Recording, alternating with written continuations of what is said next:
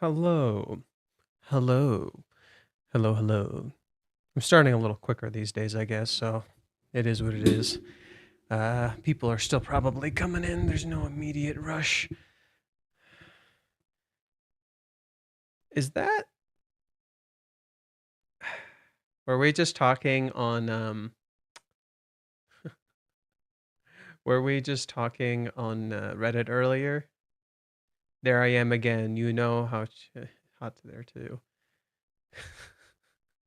Didn't we just say to go to sleep? Isn't it like 1 a.m. in Germany right now? You're silly, fam. You are silly.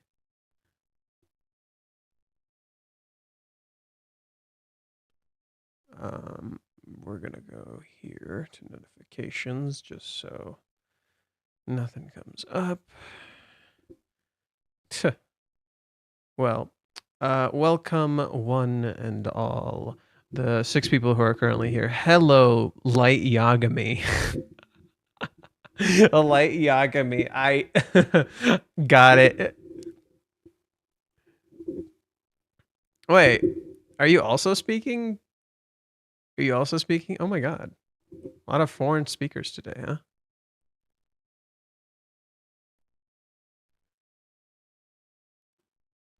How are you, brother? I am good, thank you. What's going? No, yeah. I was wondering. I'm like, that looked like German. That looked like German. I was wondering. Welcome. Hello, German speakers. Welcome to the chat. Very cool. I was not expecting that. But isn't it like super late for both of you? Why are you up? Why are you here? Actually, it's me, Edamaton, and my laptop secret identity. Huh. Cool. At least I got 2 subscribers for the price of 1. Literally. Interesting. Alrighty. So, today we're going to have some interesting discussions about the chapter. I talked to my friend Jorg briefly through chat. And we talked about a few things. I talked to a lot of different people about some of the chapters, interpretations, and stuff. And my friend over here, Jorg, pointed out that there are some distractions happening in the chapter, and I do believe they are correct. In that, I think some of us, including me, are distracted. I'm distracted by a few different things. That this is a very honest, secretive confession, much like Chizuru's confession in the arc. That like throughout the arc itself, someone did say all of it is pretty much Chizuru secretly confessing, and I pretty much agree. But I was trying to figure out what is the thing we're missing here. It feels like we're missing something here. I've felt this since pretty much yesterday. I feel like I kept missing something. Something wasn't quite clicking. And I read through the arc a little bit. I talked to some people here and there. Hello Verkez. Welcome 3D model. Hello Lawless Bacon. So yeah, I talked to a few people in the like through different stuff. I got some sleep yesterday. I was pretty sleep deprived, so I kind of felt like crap the entire day. But today I feel pretty good. I feel like I slept well. I ate some good food. I relaxed, so I feel pretty good today. But so what I think I came to the conclusion to is that Chizuru has essentially accepted that she loves Kazuya, and this is pretty much a very long-winded confession. Like someone even said it, like this is pretty much a long-winded confession that Chizuru is making here. It's literally Chizuru literally Chizuru saying thank you for falling in love with me is Chizuru acknowledging that he loves her and that it's about her. And she's literally pretty much conveying like throughout all of this by talking about the memories, the experiences they went through, everything that's gone between them. It's all Chizuru confessing. Yeah, and I get it. And all of you are like, no shit. Some of you are like, no shit. She's confessing. But why did this chapter feel so weird to me reading it? It's because there's a double meaning. Hence the title of this. Hence the title of this stream. I think the double meaning is that Chizuru's words are confusing because when you hear them, there are things in her wording that feels like she's saying goodbye and that like she's about to reject him. And then there's a lot of it that just feels like she's confessing. So I think there are people who will read this like basically I think you can have many different interpretations of reading this chapter if it's the only chapter so far, where you read this and you think some people will just get super hype and they'll read this chapter and all they'll think about is, oh my God, she's confessed. Finally, it happened, right? The surface level people, right? And so the first thing you can interact with is the confession, the fact that a confession finally happened. The second thing that you might have is that it feels like she's kind of rejecting him. And then you get the I might be in love with you. And the might part, gets in your head a little bit and it makes you kind of doubt what you're thinking.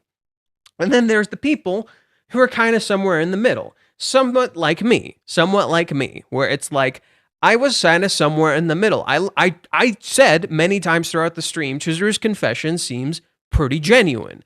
And I think my issue was that I was too focused on like the underlying meaning of what's happening that I didn't catch everything that was being cooked here.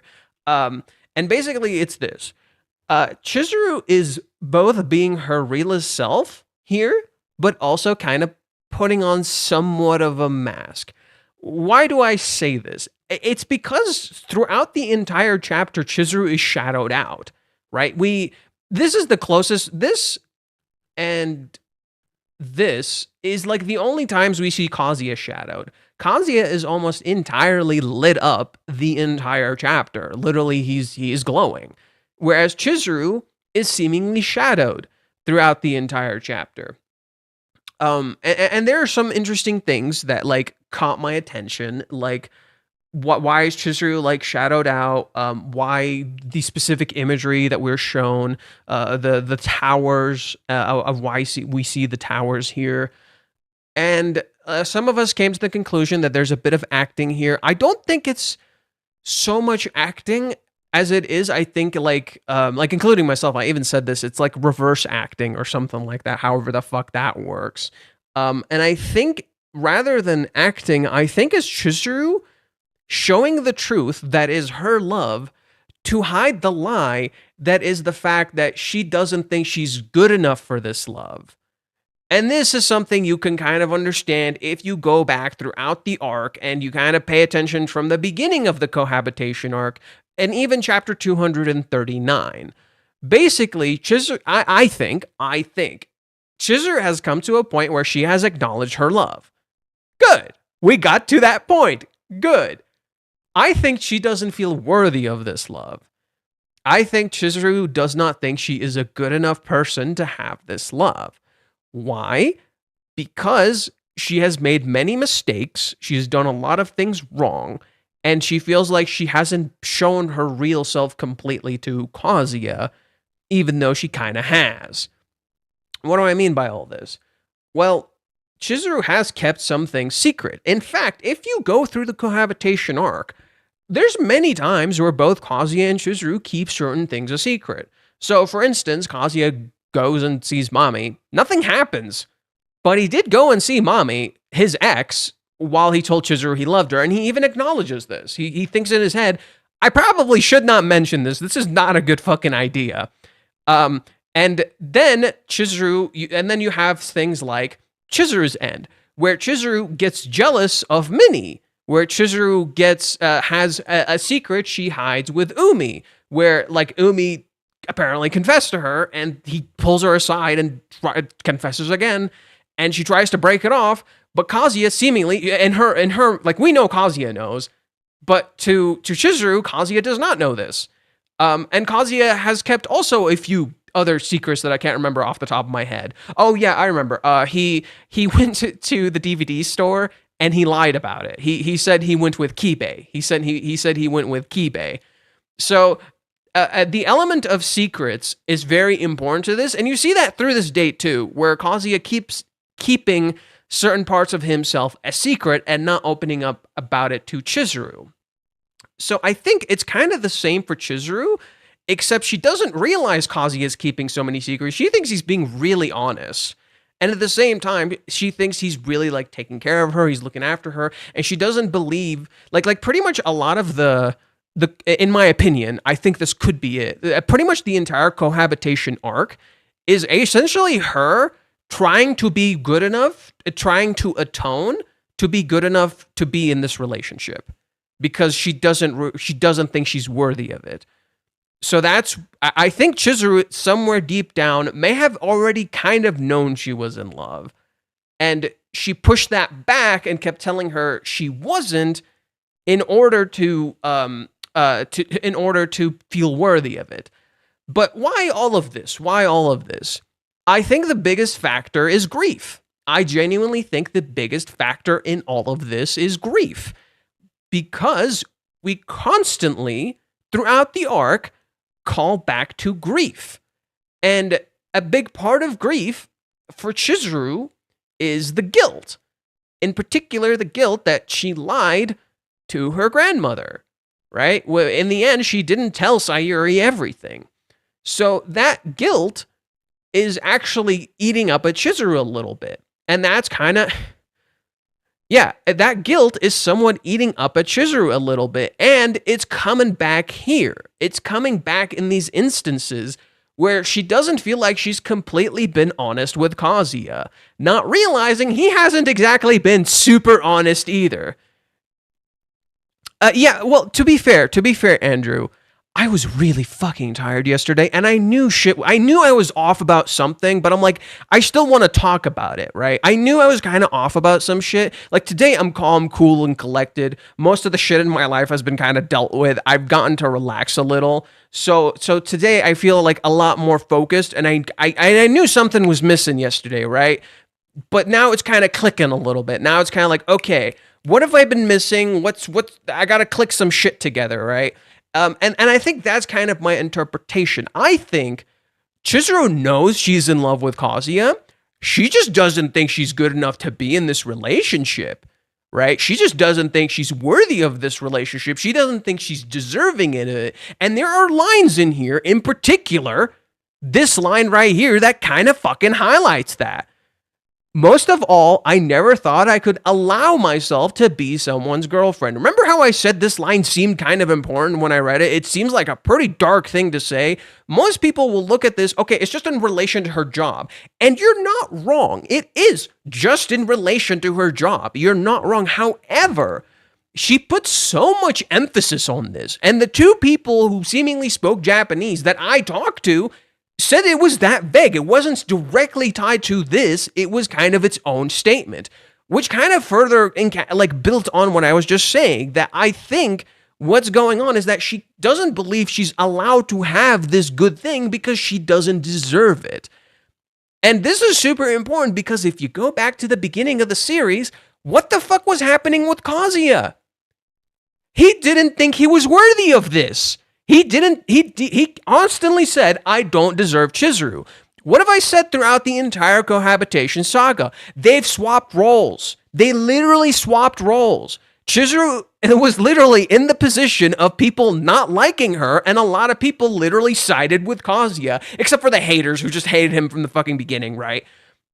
This is kind of the same, right? The roles got reversed. She doesn't think she's worthy of him. And she said this in a lot of different ways, right? Like, for example, when she's at the massage parlor, she literally says, the massage parlor very much implies Chizuru's the one taking care of him. And then she's like, no, it feels like I'm the one being taken care of, or taking care, whatever. You get my point, right? He's caring for me. I'm not caring for him. Even though throughout the arc, like, Chizuru is very much caring for him. And the fact that Chizuru hurt him and Kazuya doesn't blame her, the fact that, like, she's done bad things, she's kept things a secret, right? That all is adding up. And that aligns. If you contradict yourself, you are in love? And I'm not sure about that statement, but this is where we get into something kind of important. The next time for next chapter is love. But in particular, I was curious, what kind of writing for love are we referring to here? Because if it's just Suki, it's just what she said. Except the writing for love in this arc that specific title is referring to is the feeling of love. Okay? the feeling of love. Now, what does Chizuru continue to control through this arc? What did we see yesterday in chapter 243 that seemed like Chizuru was essentially controlling her love and not letting that be the deciding factor, right? Trying to control that element of her love and not letting it decide for her. Let me show you what I'm talking about. If you guys remember chapter 243, shit, I gotta find it now. Damn it. Fuck. Okay. Chapter 243. Why do I only have the shitty scans? Damn it. Okay, I'm gonna find the good scans. Give me a sec. I know I have the good scans somewhere. I don't like just having shitty scans. It bothers me. So we're gonna find the good ones. There they are. These should be the good scans. Hell yeah, brother. Hell yeah, brother. Good scans. Let's mosey. Okay. Chizuru gives Kazuya, these are the tickets to the stage play, huh? It would be weird if I didn't give you these, wouldn't it? Right? As if she owes him, right? You deserve to see this because you helped me make the film. You were a part of this, right? It feels like I owe you. She says you can count on it. Look at how she turns, she hides, and look at how she runs.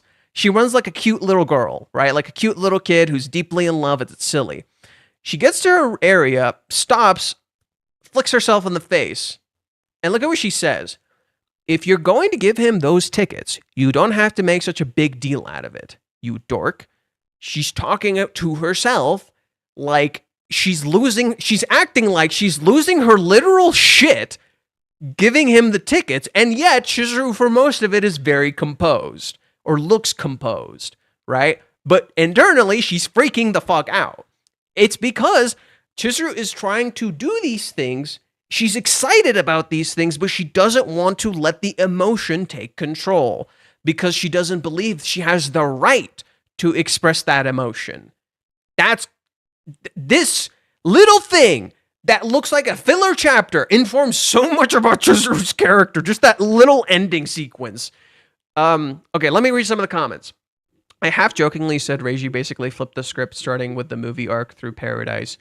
Paradise wasn't so much flipping the script. It's literally, okay, so the movie arc is Kazuya essentially taking lead role in a sense, and essentially matching Chizuru.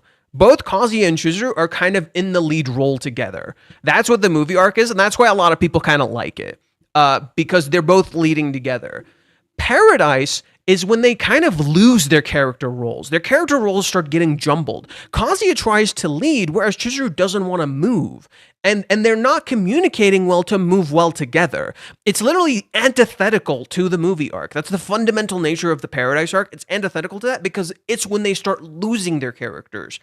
And then you get to the current arc, the Cohabitation Saga and the 3-month time skip, and it's about them finding that again, right? Finding that balance and that sense of like direction together again.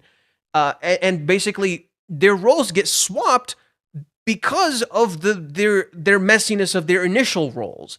So they're being put in the other person's shoes to kind of understand the other person better, which is perfectly in line with the idea of living together because now you understand what that person is doing so you can understand them better, and so turn you can understand yourself better. You got put in their position, you understand them better now, so now you understand how you felt and what you're feeling right now more. That's exactly the point of this arc and why their roles intentionally got flipped in this arc. Not in Paradise. Paradise is kind of like them losing their roles. They literally fluctuate between roles. And then they eventually like cling on to the lie of a role, right? They cling on that's the ending of Paradise. That I think a lot of people don't understand the ending of Paradise because they see them kiss and like, okay, they're finally gonna get together. No, they clung on to the lie of a role just as they literally lied to get out of that situation. It's the fake it till you make it act, right? Except they didn't make it. They kind of made it, right? They kind of got out of the situation, but they themselves were not okay. And too many people were too busy like, oh, they got out of it. And usually in other romances, okay, they're finally together, ooh woo, but they didn't resolve any of the big major issues, right? Okay, Johan, do you kind of agree with me when I say that she said I might because she's creating her own definition of love, as she has mentioned there are flaws, in the social norm of love. Well, next chapter, we're going to discuss the idea of the feeling of love, right? What is that feeling? How do you act based on... Because, okay, much of what Chizuru said, let's go back to when Chizuru talks about cheating. Chizuru defines cheating by the emotion behind the act, not the act itself. Whereas Kazuya defines it by the act and not so much the emotion. The whole point was that it was somewhere in the middle. They're both right and they're both wrong. Because the answer is somewhere in the middle and they don't come to a conclusion, right? They don't come to a conclusion. In fact, one thing that the translators kind of fucked up on here is that Chizuru's answer here is rooted in emotion. So when she gives her answer, when she says this about Ruka, she doesn't say, thank you for showing me that you're serious. She uses a euphemism. So she says, thank you for making me feel that you're serious. That's really, that subtle detail is actually super important to Chizuru's character. It's not about seeing the action, it's about making her feel that way. So that's kind of important, that the idea of feeling and the feeling behind the action that she's taking is kind of important. So her trying to, one, define the feeling, and two, be confident in feeling that is very core to Chizuru, who doesn't feel she's worthy of having this feeling. Do you see the issue? It's a little complicated, but do you see the issue? Okay. So she bases her love on her own definition and isn't 100% of her definition, but accumulates her and Kazuya's experiences so she can make her definition of love. That's kind of what she's doing. That's kind of what she is doing here. That accumulation of these memories define this feeling, right? These experiences, the things we went through together, even the bad memories got turned into good ones, right? Like the first thing she mentions in terms of the memories is seemingly a bad experience for her. She fell off a goddamn ferry, almost drowned and died, and they got rescued. Like, bro, that's dark as shit. And yet, she turns that into a positive thing. Or sorry, more accurately, over time, it transformed into a positive thing. The idea of memories is really, really important here. This shaping of the memories, and the memories defining how you're feeling is so important, because if you remember when Chizuru and Mini were in the goddamn shower together, Mini says something to her. It's like chapter 272 or 273. I was right, 273. Chizuru asks her, I was just wondering from your perspective what kind of person he is. I see, she's making progress, it's bit by bit, she's getting there too. If I am answering honestly, I know the final answer comes down to you. I get everything you've been saying, and I know I'm not in a position to ask you to be okay with anything and everything. And I get that you can't always get what you wish for. But how do I put it? Maybe you could call it a dream. This arc is literally just a big dream. It is a big dream. That is the point of this arc. It is literally Chizuru living in Kazuya's dream, much like the movie arc is Chizuru's dream, and it is Kazuya literally making Chizuru's dream his own too, right? But dreams end, right? There's a reason. It's actually quite important that the final spot in this date, in this entire arc, is at night, in a very ethereal-like place. Like, it is very intentional that we are here in an ethereal-like view at night, a time of dreams and secrets, right? This is so important that we are at this point because this is about Kazuya's dream. It has been Kazuya having his dream come true, and it is Chizuru living in that dream and also making it her own. But a part of Chizuru is probably afraid this dream will end. She's almost getting herself ready for this dream to end because she might say something next chapter that might make it so they don't date, right? And I think that's a misunderstanding on her part because she doesn't understand Kazuya as much as she thinks he does, because they haven't opened up nearly as much as they should be, right? I've said a few times, there's a lot of things they have not talked about. This is kind of that. Like, they haven't opened up about the deep, emotional, complex shit as much as they want to. And I think Chizuru doesn't realize how complicated and deep Kazuya's feelings actually are, because he doesn't know how to verbalize it, or he's afraid to verbalize it more accurately. He doesn't know, or she doesn't know how much he feels and how much this means to him, because he's not very good at verbalizing his feelings in the moment. And I think basically she might bring that out by saying the right things, or maybe the wrong things. Let's continue with what Mini was saying. I've always around a ton of cute people, cosplayers mostly, but to tell you the truth, none of them are like you, and most cute people tend to do things for attention. But you're never like that, and compared to them, Master, I guess you'd call him real. People are scaredy cats. Oh, that's out of my reach. No, I'm aiming too high. They find excuses to give up on things. I'm sure they just want to protect themselves, is all. But when I think about the first time Master talked about you, to see someone's love outshine their fear, it's nothing short of brilliant. What matters most in life isn't the stuff you get buried with, it's all the moments that burn into your memory. Even if you two don't work out, I'll still be in his corner. That's how I see him. This is so core to this. Let's go to last chapter. What is going on with Chizuru and Grandma Sayuri in the flashback? Chizuru is afraid. She's acting on fear. She's letting fear define her choices. She wants an easy way out. And Sayuri tells her that's fucking stupid. I'm taking away your sweets, your literal watermelon. I want you to act out of love, right? I want you to feel that love. Feel that pain of that love and accept it. Accept that it happened and keep going. Kazuya right now is in Sayuri's position, right? Kazuya is literally, has been in Sayuri's position this entire arc. What do I mean by this? Kazuya literally lives in Sayuri's room, is the light in contrast to Chizuru's shadow, just as Sayuri literally said, when you were bored, it was raining, and then I showed up because I am like the sun. I'm a ray of sunshine, right? Don't need to applause.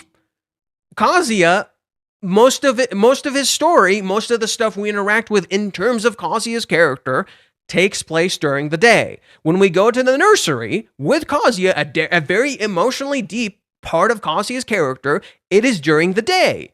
Much of Kazuya's stuff takes place during the day. Much of Chizuru's stuff takes place during the night. Even the movie theater, you have to turn down the lights, even if it's during the day, right?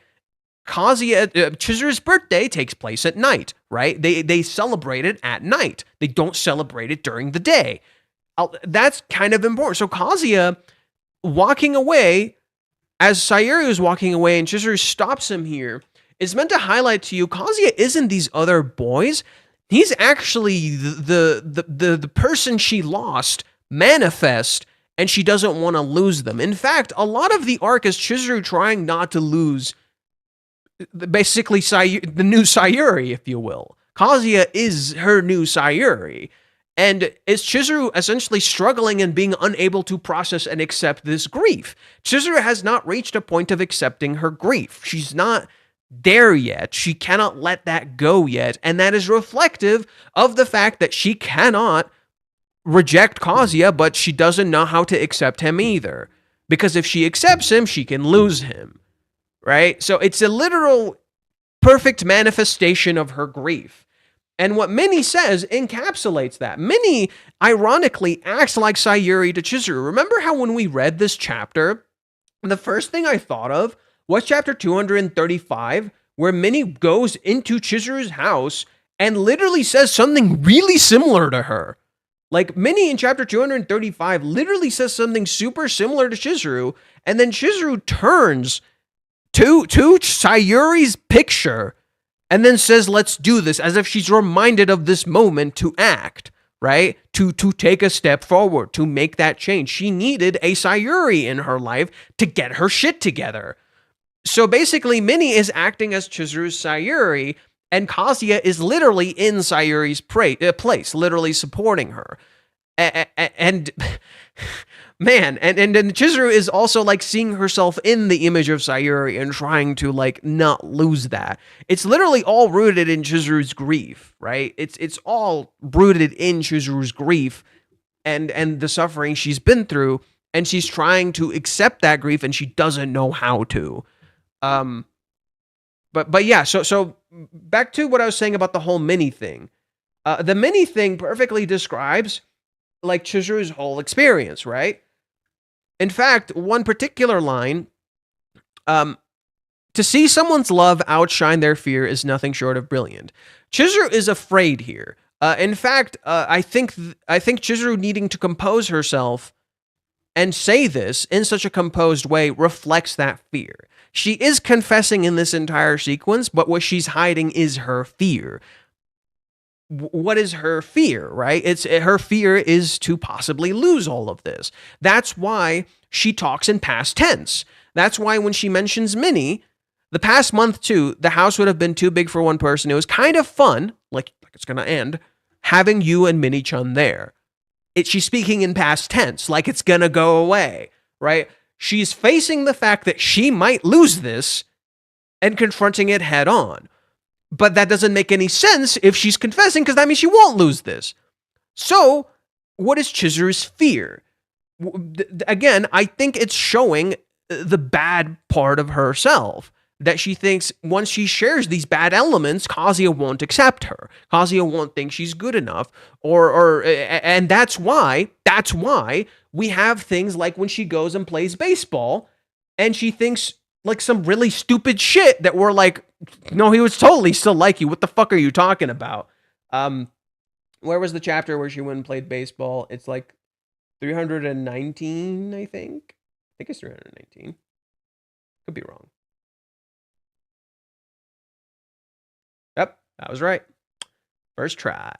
A girl doing full swings of the batting cages probably doesn't look very cute.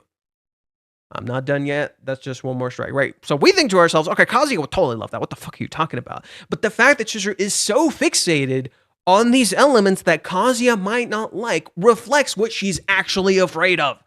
That she's going to show these parts of herself that Kazuya might not like. And because of that, he won't want to be with her. Even though she has accepted that she's in love. That's one of the reasons she's denied being in love so much. It's rooted in her grief.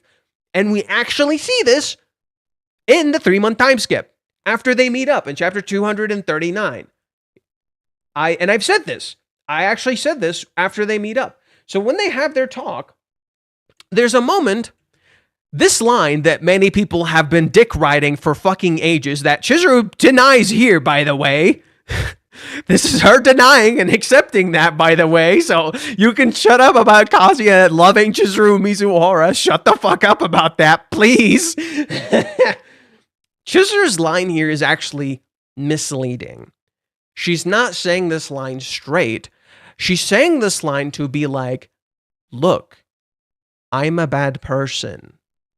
This is someone who is hurt trying to validate to themselves that they are a bad person, because this is what you do when you are grieving, when you are depressed, when you feel guilty. And what is Chizuru's entire argument when she is with Mini in chapter 235? She feels guilty. It is her guilt defining her actions.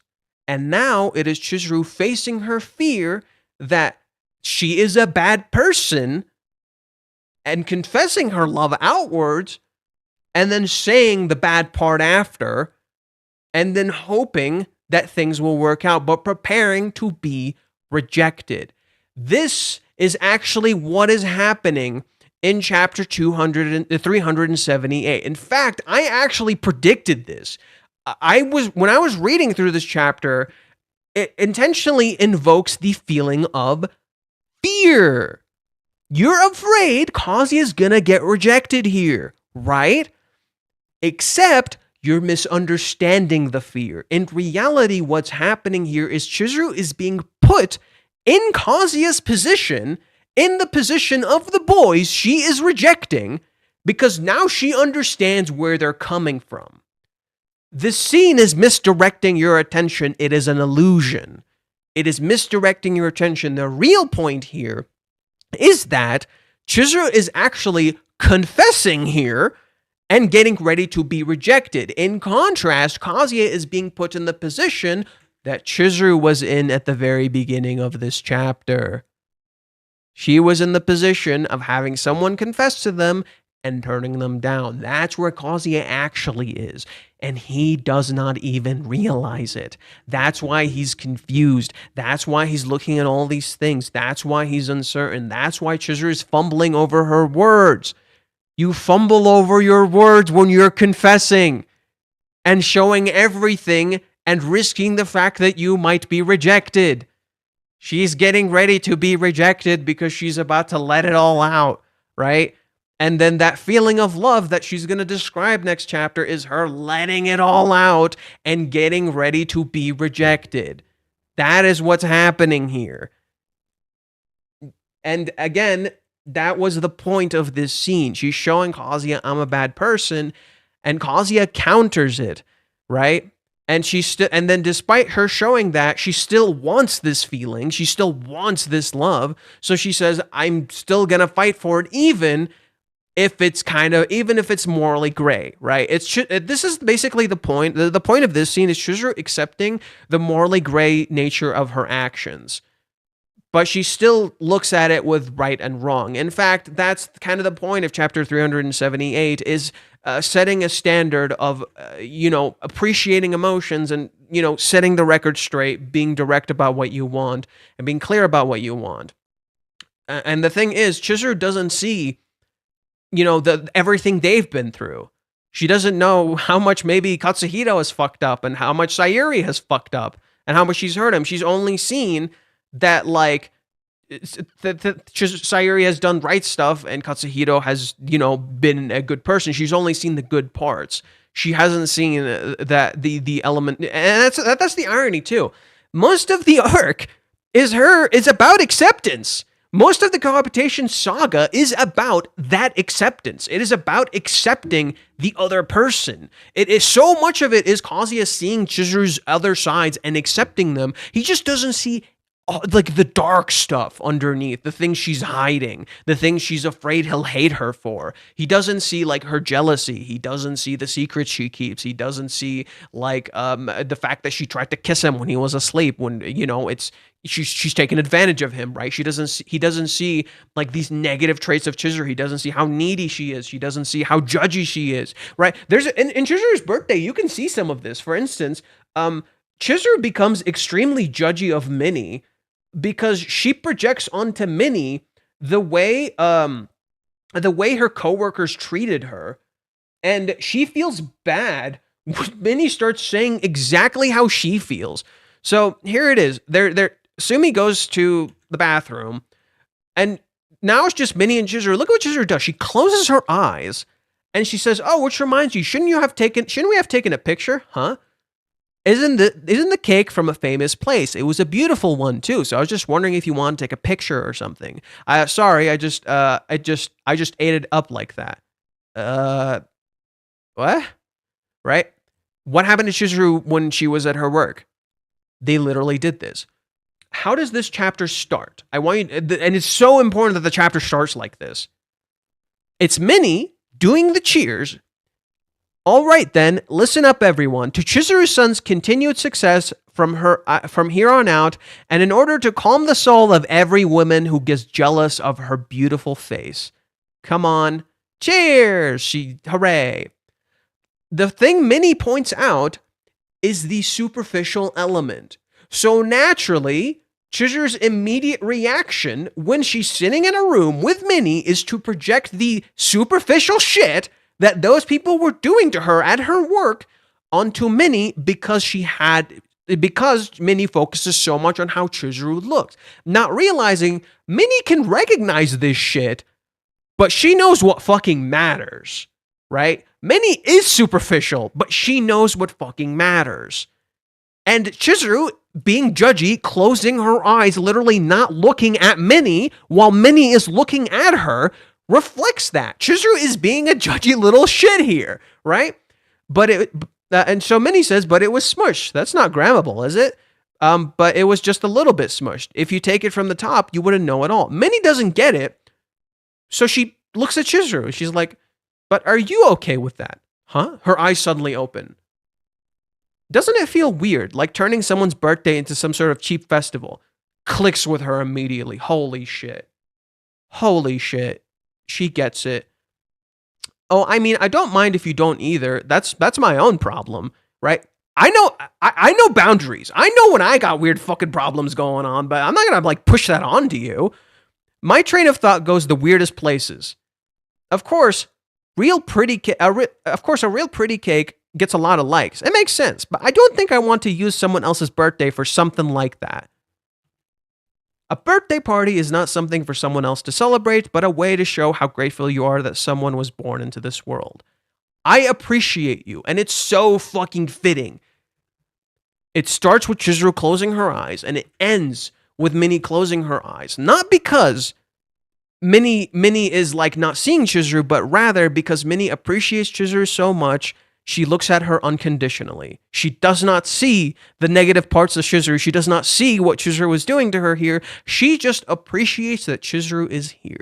And she doesn't need to see what Chizuru is doing and how judgy Chizuru is. She just appreciates her. It is unconditional love. That is what a birthday party is. It is unconditional love. And that's why her eyes are closed. I'm sure Master feels the same way. You know, it doesn't feel right not to do anything at all. She looks down. I'm sorry, there was only one barley tea left. Kazuya walks in looking goofy. Chizuru is surprised. Huh? Why is she so surprised? She looks away. She can't look at him. She feels like she needs to atone. She feels like she did something wrong. Oh, Master, you're late. Where are the fields too far? I didn't go out to harvest it myself. I'd have brought it. Chizuru says, I'd have brought it if you just told me. She needs to do some. She feels like she did something wrong. So she wants to atone. Kazuya says, what are you saying? You sit right there. It's your birthday party, right? And in that moment, Chizuru looks down, seeing the empty room, and then looks up and sees all the people around her and realizes how much they love and care about her. There's a bittersweet feeling here because Chizuru feels like she fucked up and she did something wrong, but she's still loved regardless of that. Even if they don't see that, they are a bright light in comparison to her because she sees how amazing and kind these people are and how they don't want to judge her. This is how Chizuru views herself. She is dark and terrible and a bad person, and she's judgy and she's jealous. She's very possessive, right? She like pushes people and makes all sorts of stuff. Throughout the entire date arc, what do we see her do? She constantly like puts Kazuya down. She sees him feel bad, and she says, "Don't get the wrong idea." She has to correct herself because she realizes how she approached it was wrong, right? That's pretty much it. Like the Chizuru does something bad, and she has to correct herself. That's pretty much the whole arc. It's Chizuru's big arc of accepting grief and atoning because she feels like she did something wrong, when in reality, that's not how they're looking at her. Just as in the beginning of the series, it's Kazuya constantly fucking up over and over and over and over, and Chizuru does not see him for his mistakes, but who he is. She does not look at him with expectations and needing to be a certain thing. She looks at him for who he is. She doesn't punish him when he fucks up. She sees his intent and why he fucked up. She calls him out. She tells him that's shitty. She kind of punishes him, right? She punishes him for the action, but not like excessively and for something he did wrong, right? Like, what am I saying? She punishes him for the action, but she doesn't like label him as a bad person. There we go. That's a little bit better, right? And this is that. This is this moment for Chizuru. She feels accepted. She smiles in the shadow, and then you see her smile in the light, right? It feels like she is truly accepted here, not for her mistakes, not for her fuck-ups, but for who she is. And I think that's Chizuru's whole thing. That's the shadows. Chizuru is hiding her fear that she's a bad person. In fact, when Reiji said the basis for Chizuru's character, so at one point Reiji on Fanbox wrote the basis for all the characters. It's not a big deal. I don't think this is a massive deal to spoil, so I'll just talk about Chizuru's. He said Chizuru is the part of me that, what was it? He said it's like Chizuru is the part of me that like uses other people because I'm so desperate and I don't know what to do. And you can see that in some parts of the story where, for instance, when Kazuya starts supporting Chizuru, after he finds out like she didn't get the movie role, or how the very nature of Chizuru's job, which is rental, which is literally her getting paid for her beauty because she needs it, right?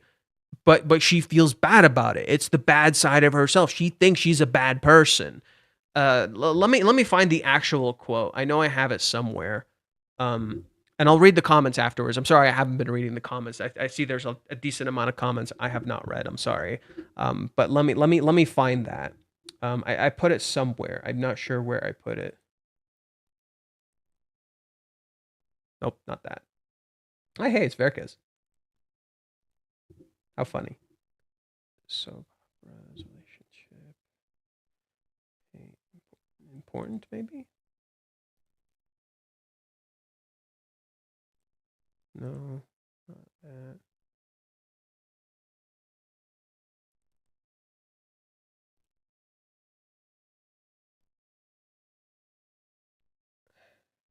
Shit.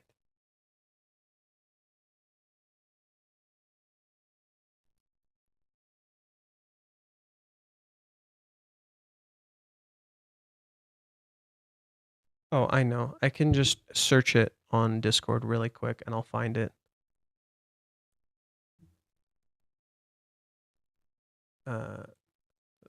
The part of me.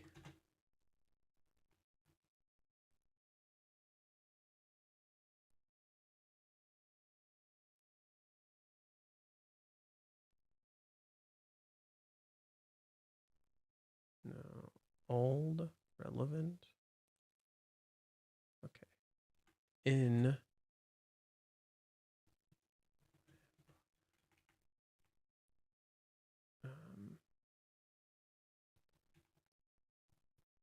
in channel bandbox.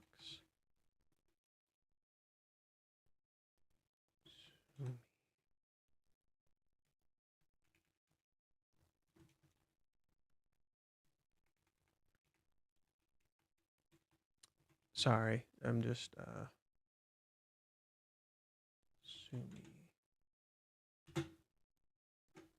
Yep, there we go. Chizuru, a side of me that lives stoically every day, but in reality, I'm a bad person who is at my limits and takes advantage of someone else. That is the basis for Chizuru's character. That is the original basis for Chizuru's character.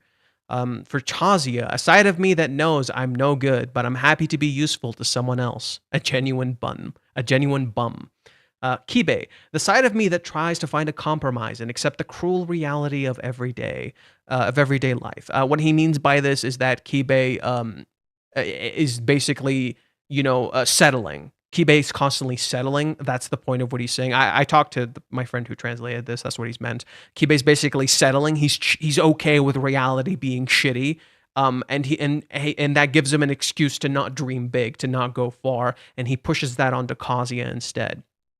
Sumi, the side of me that knows what I need to do to achieve my goals, but uses my personality as an excuse to keep me from taking the plunge.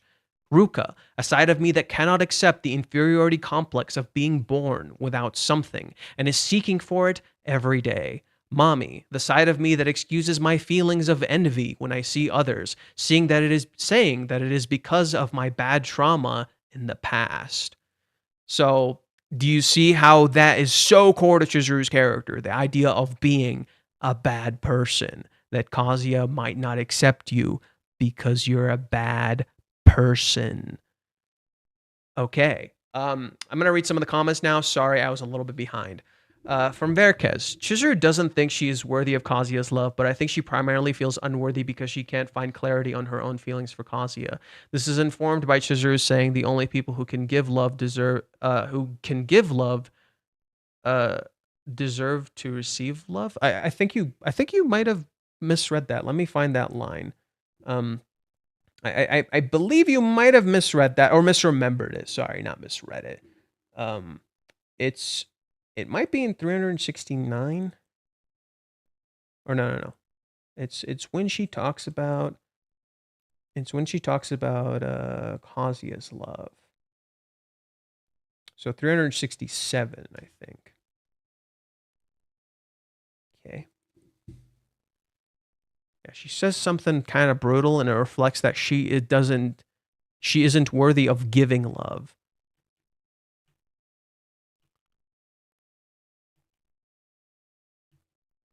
What are you able to say that you love me? You just said it a second ago too.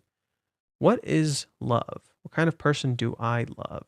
I can't stop thinking about it. I mean, everyone falls in love for different reasons, right? I guess you'd want a lifetime partner who's not poor, is nice. But I feel like it's none of these things. Hey, can you tell me why you're able to say that you love me? Can you tell me what chapter this was in? I totally forgot the chapter where Chizuru feels like only someone who can give love is deserving of love. I don't remember that, but yeah, that also informs that she doesn't believe she's good enough to give love back, so she doesn't feel worthy of that. Chizuru's statement at the end sounds like an unfinished sentence, kind of. Oh, okay, thank you, Johan. I from Finwald, I meant more in relation to worthy of something like the narrative starts framed as a typical loser guy in his own view, getting with a girl out of his league, like typical male domo romance. Yeah, and that's intentionally what it's initially framed as. Now it's in reverse. Now it's Chizuru, who's beautiful but is terrible on the inside, with a guy who's really genuine and honest and kind, and she doesn't feel worthy of him. It's literally the reverse. It's the female is dirty and gross and she's unpure, therefore she's undeserving. This is so perfectly in line with the kind of job Chizuru works, which often gets the same exact stigma as the adult industry, where in the adult industry, literally people constantly tell those people, you're dirty, you're undeserving of love because you constantly have physical relations with other people. You're not you're unpure. And there's an entire purity thing in Japan, in anime, that constantly shows this. And it is, in fact, quite misogynistic. If you wonder why there's so much misogyny around anime and in the anime community, it's because of shit like that. Unfortunately, there are many anime that fuel this shit, right? And you're welcome to disagree with me, but it is fucking true. And this is why you'll often find a lot of people who are like this in the anime community, in that culture, and why something like this might not be understood, because that kind of stuff will just fly over people's heads. They don't fucking get it because they've been so conditioned for so long. But that is something this story does in fact discuss. It's just subtle. It doesn't it's basically the TLDR. Anime is very extreme in its depiction. Oftentimes the subtlety is very hard to get and understand. Case in point, Bleach is a story that's actually very, very subtle, and there's a lot of subtle, complex character writing underneath, but all people see is cool action anime. But yeah, whereas many anime who are subtle tend to only be understood when they explicitly point you towards the subtlety. Hey, look at this thing. It's really subtle. You should pay attention to that. Shit like that, right? But I think this is an anime, this is a manga that's very subtle, and it wants you to pay attention and it actively tells you to pay attention. But if you focus too much on your bias, you won't notice any of that. You unintentionally made their shipping name Kazuya. But then the movie arc starts to flip towards more female-dominated romance stuff. You could say it's Chizuru's way of trying to make Kazuya's dream come true. Correct. It is literally Chizuru's dream. It is Chizuru's dream. It is Chizuru making Kazuya's dream come true and in turn making it her own. But she doesn't feel worthy of this dream. Just as Kazuya, in the movie arc, often doesn't feel worthy of Chizuru's dream. He literally has an entire chapter dedicated to it. I mean, it's more complicated than that. I'm not sure what you're referring to. But that's a part of it. That's not all of it. That's a part of it. Johan, do you think the ring's role could possibly be Chizuru trying to be worthy enough to wear a ring, tying back to the whole reason why she tried to give it back and her talk with Kazuya's mom? Correct. Yes. The ring isn't just the commitment. It is the pressure. It is Chizuru feeling unworthy to hold this damn thing. And you see it in how she interacts with the damn ring. It's literally there from the moment you see it. She can't open it. She can't look at it. I talked about this. Chizuru can't open this thing. She can't actually look at the ring. In fact, she refuses to. Mommy is the first person to actually open the thing and jokingly talk to Chizuru about putting it on. And Chizuru just says, nope, never. Like, I've never put it on. Chizuru cannot look at the ring. She feels unworthy to touch it. She doesn't believe she has the right to touch this ring, not just because she's not Kazuya's girlfriend, but because that is a reflective of a bigger problem that Chizuru feels she is unworthy. She is a bad person. She doesn't feel she deserves this. That's why Mommy's argument in the Paradise arc is so fucking effective, because it hits at the core of Chizuru's character, because Mommy also believes she is a bad person deep down.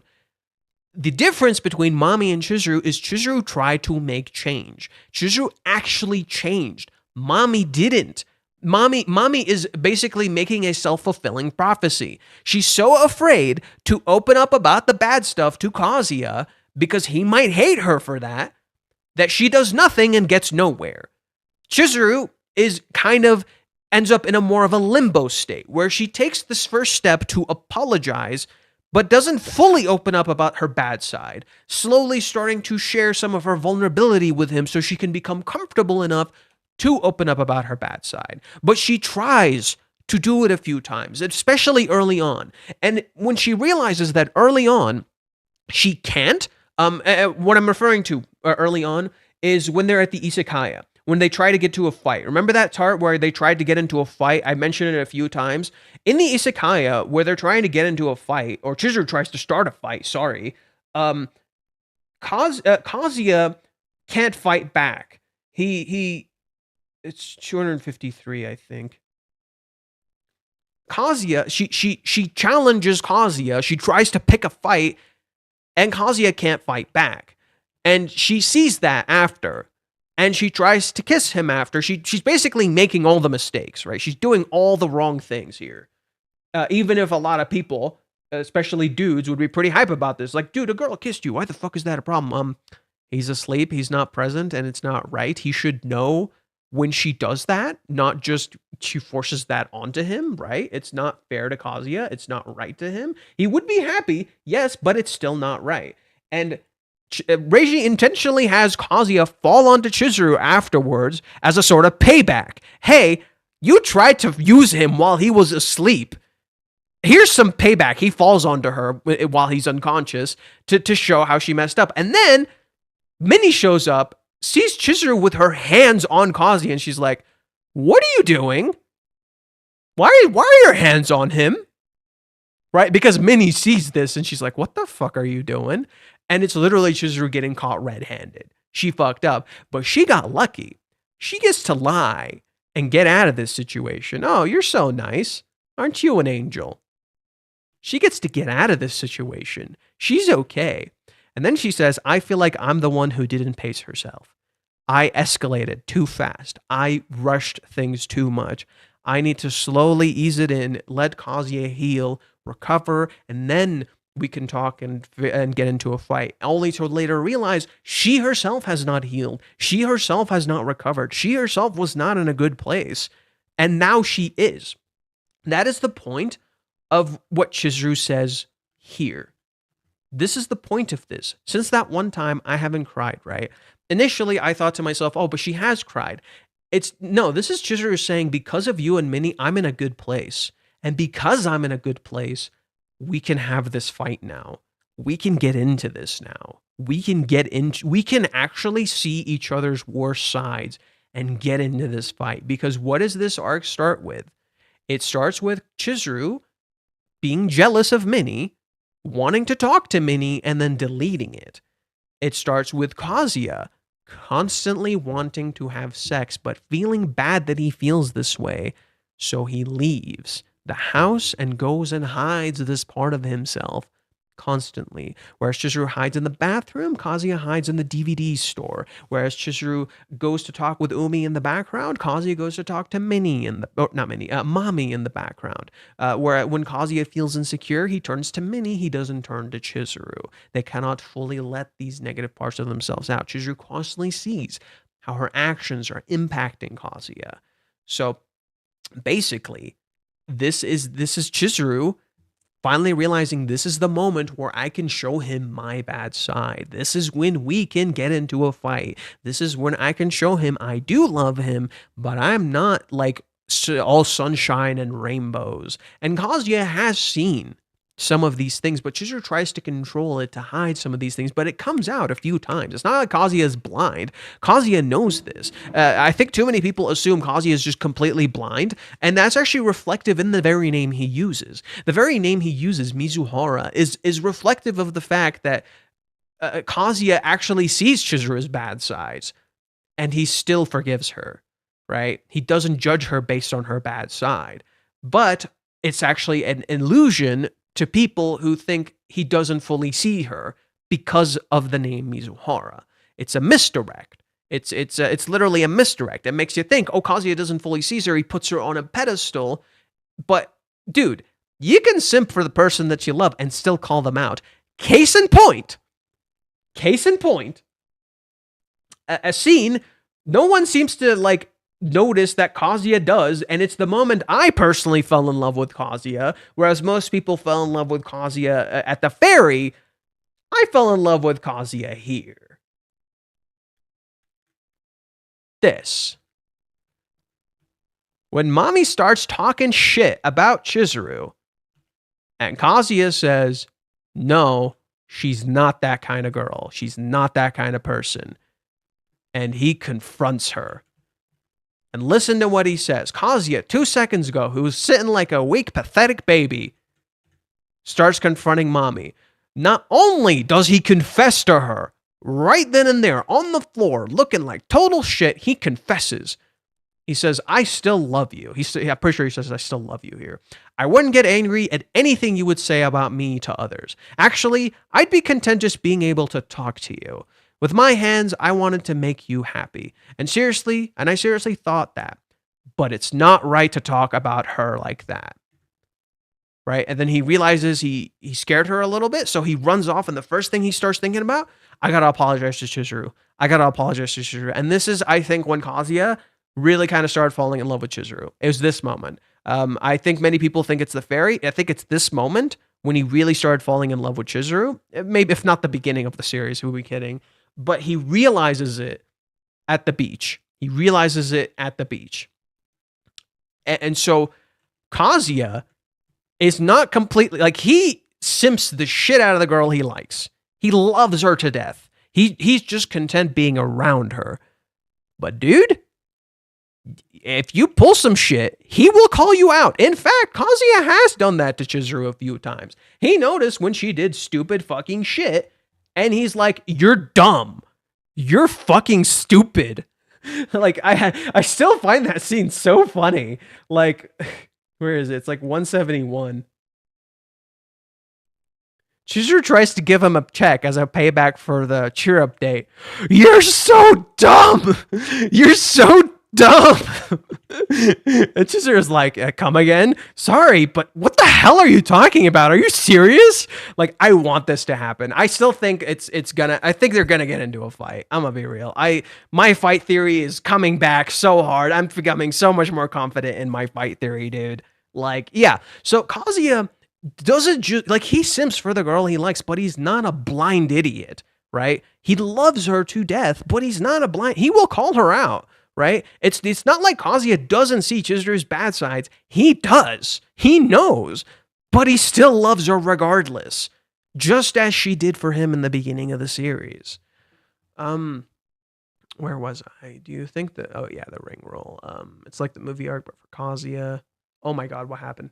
I don't want to lose track of where I was. Good evening, Fate. I just tuned in. Okay, sure. Giving it back. The ring. Oh, okay. Like, do you think she'll try to give it back to him and ask him to use it when he thinks he's worthy enough? And Kazuya will probably tell her that she's been worthy or something.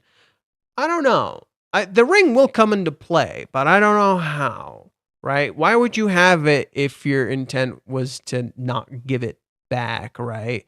So do you see how it's playing out? But like, there's maybe Chizuru saying, I'm not worthy of this. I don't deserve to hold this. I don't know. We'll have to see. Notice how Kazuya never asks about the ring, even after whether or not a relationship was revealed. Yep. Maybe a part of him kind of forgot about it, but like, I wouldn't be surprised. Kazuya probably forgot about it a little bit. But yes, you're also correct in that front. It's both. Um, yeah, Johan, considering that Chizuru has constantly emphasized that if she was to get with someone, she would want to stay with them forever. Could this arc possibly have a proposal at least soon? Dude. Dude. Or not, or dudette.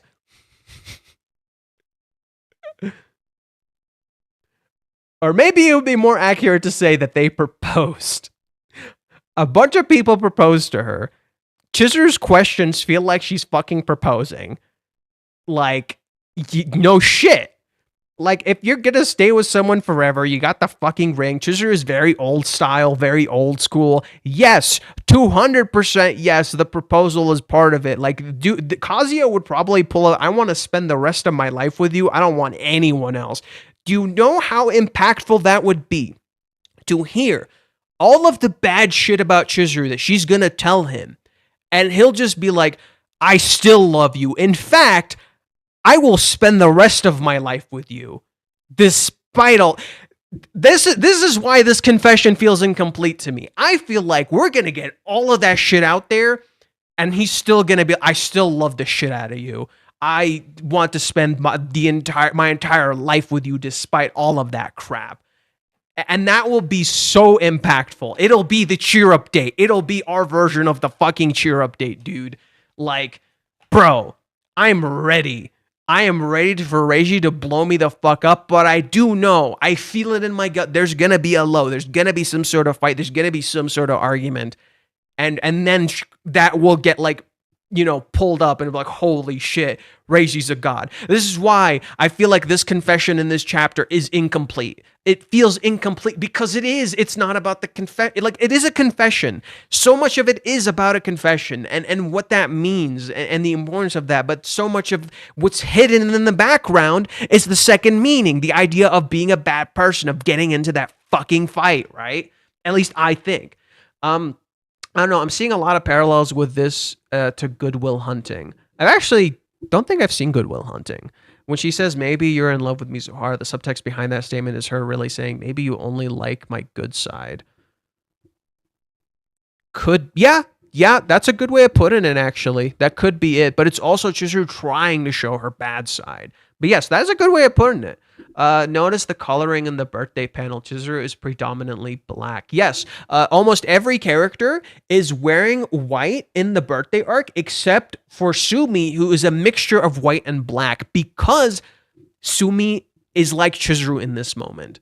Sumi understands Chizuru out of everyone else there, not just because they work the same job, not just because like she's her mentor and she's the student, but because Chizuru is very much like Sumi. She is so similar to Sumi. They get each other because they like she experiences the same thing. Sumi is her reverse. Sumi is the reverse of Chizuru in every conceivable way. Let me pull it up so you understand what I mean. It's 268 when Chizuru and Sumi talk, I think. Yes, it is. But 267 is a better one, I think, because that's when Sumi hugs her. So look at how Chizuru and Sumi are dressed. They're the reverse of each other. Chizuru wears a black top, Sumi wears a white top. Sumi wears a black skirt, Chizuru wears what is it? Pants. Sumi wears white socks. Kazuya wears Chizuru wears black socks. And then we got to see like the inside of Sumi's clothes, which are also the reverse. The inside of Sumi's clothes is like a pattern. It's black and like grayish, and there's a bit of white in there. And then Chizuru is white on the inside, black on the outside. They're the reverse of each other. That's the point. But they understand each other for those exact reasons, right? And it's so fitting that Chizuru is illuminated while Asumi is in darkness, while Sumi is shadowed. Because Chizuru is the one who's usually in shadows. They're literally speaking in a dark corridor, right? Look at this. They're speaking in a dark corridor. They're speaking in the secret place Chizuru is usually at, in the darkness, right? Chizuru opens up about her secrets to Sumi because they get each other. They are similar. Sumi also hides and lies about shit. She's not some magic perfect angel, and that's why she understands Chizuru. What happened to your comment on Chibi's video about this chapter? What? The purity standard anime characters are just insufferable. Yeah. You're a Bleach fan too? I think, and don't kill me for this, I think Bleach has the best character writing out of the big three. No contest. And I know One Piece is still going. But the character writing in Bleach is god tier. Holy shit. The character writing in Bleach is fucking insane. I do think it has problems. Like the Arrancar arc is too fucking long. It's too fucking long, and most of it is just fights between characters. It's like hype moments between characters. And it has problems. Do not get me wrong. I remember like the end of Bleach was fucking weird. I know they're like remaking it now and like fixing it through the anime. But the character writing in Bleach, Ichigo's character in Bleach, the way he's written, the way he's presented, the visual metaphors that are constantly portrayed to you through his powers is absolute fucking peak. It is so well written. Some of the arcs that people say are like the worst arcs in Bleach are like some of the best character writing arcs I have seen in any shonen outside of this one. Right? Or maybe battle shonens to be more precise, because holy shit. Bleach is like, people often joke that Bleach is like the progenitor of like Jujutsu Kaisen. They don't understand how true that is, because most people look at Jujutsu Kaisen as just good action when Jujutsu Kaisen has insanely good character writing. Like, to the point that it'll constantly say, fuck your tropes, fuck the shit you expect. This is about the characters and the point of this story. It will subvert and do shit that's so stupid to some people, but in reality, to the characters, to the fundamental like point of the story and the characters, it gets it. Jujutsu Kaisen is a really well-written story, but it is untraditional, unorthodox, just as Bleach can appear traditional and orthodox, but in reality, it's about the characters. It's a story shaped around the characters. Rent-A-Girlfriend, in contrast, is unorthodox because rather than the characters shaping the plot or changing the plot is the characters. And a lot of romances do this, but not quite like this one. Not quite like this story. This story, like, it's truly, the plot is shaped by the characters. The characters are the plot. And that, I think, is just something many people don't know how to process or understand. Chapter 370, page 11. The only people who have the right to be loved are those capable of giving love themselves. Yeah. And Chizuru does not believe she can give love in the way that she believes is right, is good. She believes the way she gives love is undeserving. Therefore, she's not allowed to. Not just because she's not feeling love, because she just admitted she might be in love, and yet she feels like she cannot give that love back to him because she's not a good person. It's literally Chizuru saying, I'm not a good person. You could say this. Remember what Chizuru's grandmother once told Kazuya, please accept her true self. Oh, yeah. That is, in fact, that is the entire point of the cohabitation saga. It is Kazuya accepting Chizuru's true self, no matter how painful or how much it hurts. It is literally Kazuya just accepting her. And Chizuru is having problems like accepting that she's being accepted, right? Because she herself cannot accept her grief, her tragedy, her suffering. I fear most of the ring will be the reason she feels unworthy, leading to turn down Kazuya. And yes, I think the importance of the ring that people don't realize is that it is expectations. It is pressure. What was Kazuya's big struggle in the beginning of the series? Expectations and pressure. It is people literally pushing pressure onto Kazuya to be a certain way, and he constantly feels unworthy, whereas Chizuru does not judge him with that pressure. And it's kind of the same here. The only pressure Chizuru feels here is that she needs to give an answer. She needs to live up to the expectations of Grandma Nagomi and the ring. She needs to live up to the expectations of her now dead, gone grandmother. She needs to live up to Mini's expectations. In fact, Kazuya talks about these very expectations that are actually reflected back at Chizuru before we start this arc, right? Chapter 351, I believe. Kazuya literally says this. We read this chapter yesterday, I believe. And Kazuya literally talks about this, right? I wonder what kind of stuff other men think about the day before. As I packed my clothes in moving boxes, I was thinking about Mizuhara the whole time. Sometimes I chuckle thinking back to the day we met, or the times when Mizuhara committed to her research, or how proud I'd be to show Mizuhara's acting to Grandma. Kazuya is turning this negative thing of expectations into something positive.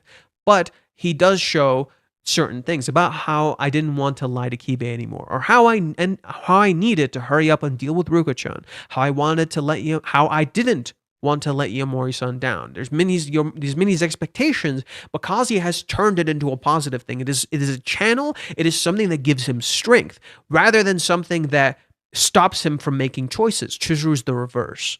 Right? This is literally how Chizuru was at the start of the series. She took all these expectations and she channeled it to strength. Now, these expectations are a weight on her shoulders, right? There's something she has to live up to. And all of these are mourned. Chizuru has the expectations that to Grandma Nagomi. She has the expectations to Kibe, who she went and talked to, and now she feels like she has to live up to that. She feels like she owes Ruka. She feels like she owes Mini in some ways. She feels like she has to live up to Sayuri-san's expectations. Sayuri-san, she probably just says Sayuri. She wanted them to be together. She wants to live up to that. That's why she says right here, I have to decide tomorrow. I have to decide. I have to make a choice. I have to do this, right? Like, I gotta live up to their expectations. Whereas Kazuya is something that is positive and something that he's channeling. Chizuru, it is something that is scary. Like, it's difficult. She's afraid. She has to prepare. She has to constantly tell herself, I gotta fucking do this, right? And that's why she's afraid, right? That, like, she has to confront all of this and still hope that it works out. She has to somehow make it. Right? She has to somehow get to that point, but she wants it to be true. She doesn't want it to be fake. And that's why she's afraid there. She's got to show everything and hope to God she makes it, right? I think what Chizuru is doing in the cohabitation saga, interestingly enough, is trying to change her bad self. And isn't that interesting, considering throughout much of the cohabitation saga, what is Kazuya trying to do? That is a misdirect. Kazuya is trying to become a man worthy of Chizuru. And in some ways, he is transforming a little. He's learning to trust her more. He's learning to do things. In reality, I believe that is a misdirect to Chizuru's transformation. Because it's Chizuru's... the cohabitation saga is Chizuru's big character evolution arc. She's transforming. She is changing. She's opening up. The problem is, she's trying to change her bad parts. We see this in chapter 309. In chapter 309, after she gets back from talking to Nagomi, she does something shitty, by the way, here. It's something we can actually see. Right? She looks at Kazuya, sees him in that, and then runs away. What the fuck is this? Right? Chizuru runs away a lot. That's a bad part of Chizuru. I'm the one who should be apologizing, but I was speechless. After all, I'm lying to her. I need to hurry. I need to fix this part of myself quicker. I need to become worthy quicker. I need to do this quicker, right? Like, what do you see? What do you see that I don't? How is this good? How am I good enough to be in this relationship? I'm a shitty person. What do you see, Grandma, that I don't? She sees that Kazuya accepts her for her. She sees that she accepts Kazuya, so why can't she accept herself? Why can't Chizuru accept herself if she can accept Kazuya? That he has bad sides and she still accepts him. Why can't Chizuru see that in herself? That's what Chizuru isn't seeing. She's so busy looking at Sayuri, she's not looking at herself. She's not looking at what she's doing. This is reflected in the scene where Chizuru goes to clean Sayuri's grave. It is chapter 324.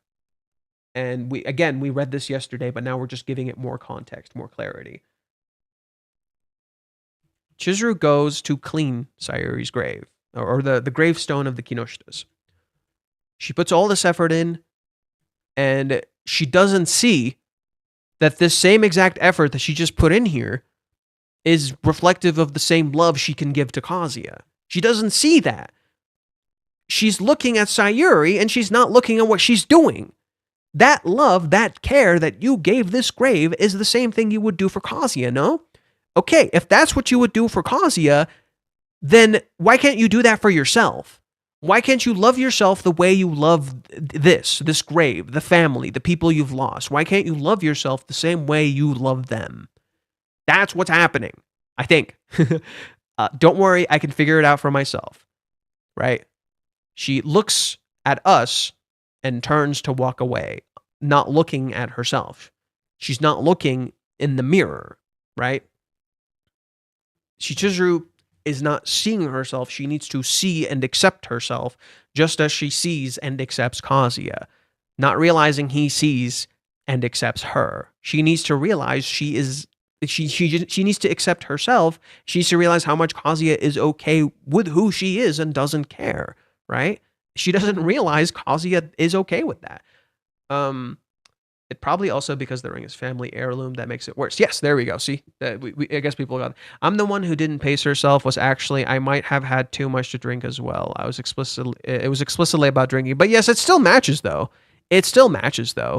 I might have had too much to drink as well, but that, like, she tells Kazuya to not drink too much, and then for the first time she drinks too much. Too much drinking is reflective of the issue, right? She's so busy drinking and trying to resolve this issue by drinking that she doesn't realize she drank too much, that she didn't pace herself, that she lost control, right? She lost control. Literally, alcohol is a depressant. It is literally reflective of the issues that you drink to deal with in hopes of dealing with your problems, when in reality you're making them worse. She drank too much. She indulged too much. And lost track of what she was trying to do. It still works, right? Hey, people, came a bit late today. And do you have a favorite volume cover? Whew, that's a hard one. Volume cover, shit. I don't know. I really like the bunny one. The bunny one is kind of fucking peak. I like the cover where Chizuru is wearing Kazuya's shirt and just posing like that. But I think my favorite cover, like just out of sheer drip, like the sheer fucking drip in this cover. Let me see if I can find it. I hope I have it here somewhere. I feel like I have it here somewhere.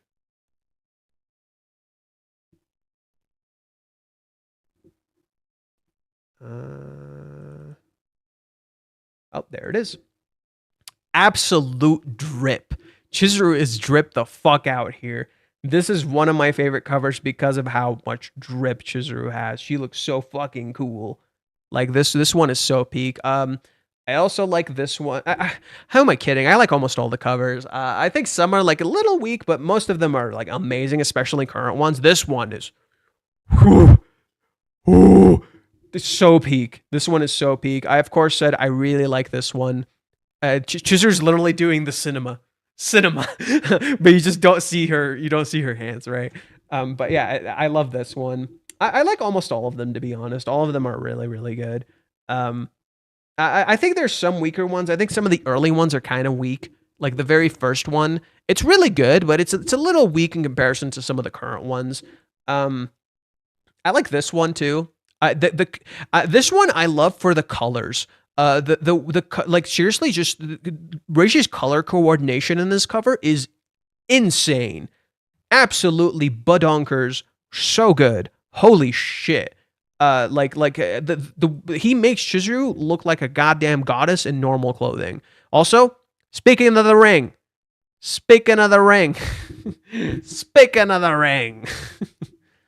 Right. It's funny that she's holding it in the cover because she never holds it in the manga.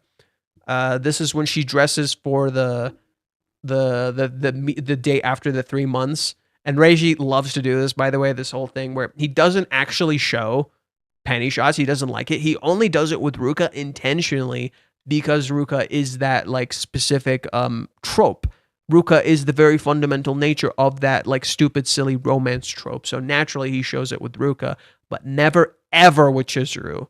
Never. She never shows it with Chizuru. The only times like he ever really shows it with Chizuru is when they go to the pool, which, you know, consent, right? She wore a swimsuit. There's a bit of consent there, right? That's why that's why that whole scene is morally gray. I think people don't understand, like when they like there's a lot of men who are so fucking stupid. They'll see a girl in a swimsuit and they're like, how is that different from a girl wearing like her underwear? Consent, bitch. Because when she's wearing her underwear and you see her and she didn't want to be seen, that's different from her wearing her swimsuit and was totally okay with being seen like that. She consented, dipshit. But there's idiots who don't get that. That's the point. It's just about consent. That's it, right? And just some idiots who didn't fucking get it. Sorry to get off topic like that, but yeah, that's the one time where Reiji like does panty shots, not really, when she wears a swimsuit. And that's why that scene with Kazuya where in their pool and he's like constantly looking at her and constantly like focusing on her figure is intentionally morally gray, because Chizuru has consented to be seen like this, but Kazuya is like looking in a little dirty ways, right? So it's morally gray intentionally. That's kind of why I like some of those scenes, because it's delving into the aspect of Kazuya's character that he hates about himself. Those moments inform chapter 218. They inform this part of Kazuya that he hates about himself, but it is a natural part of who he is, and he has to accept it.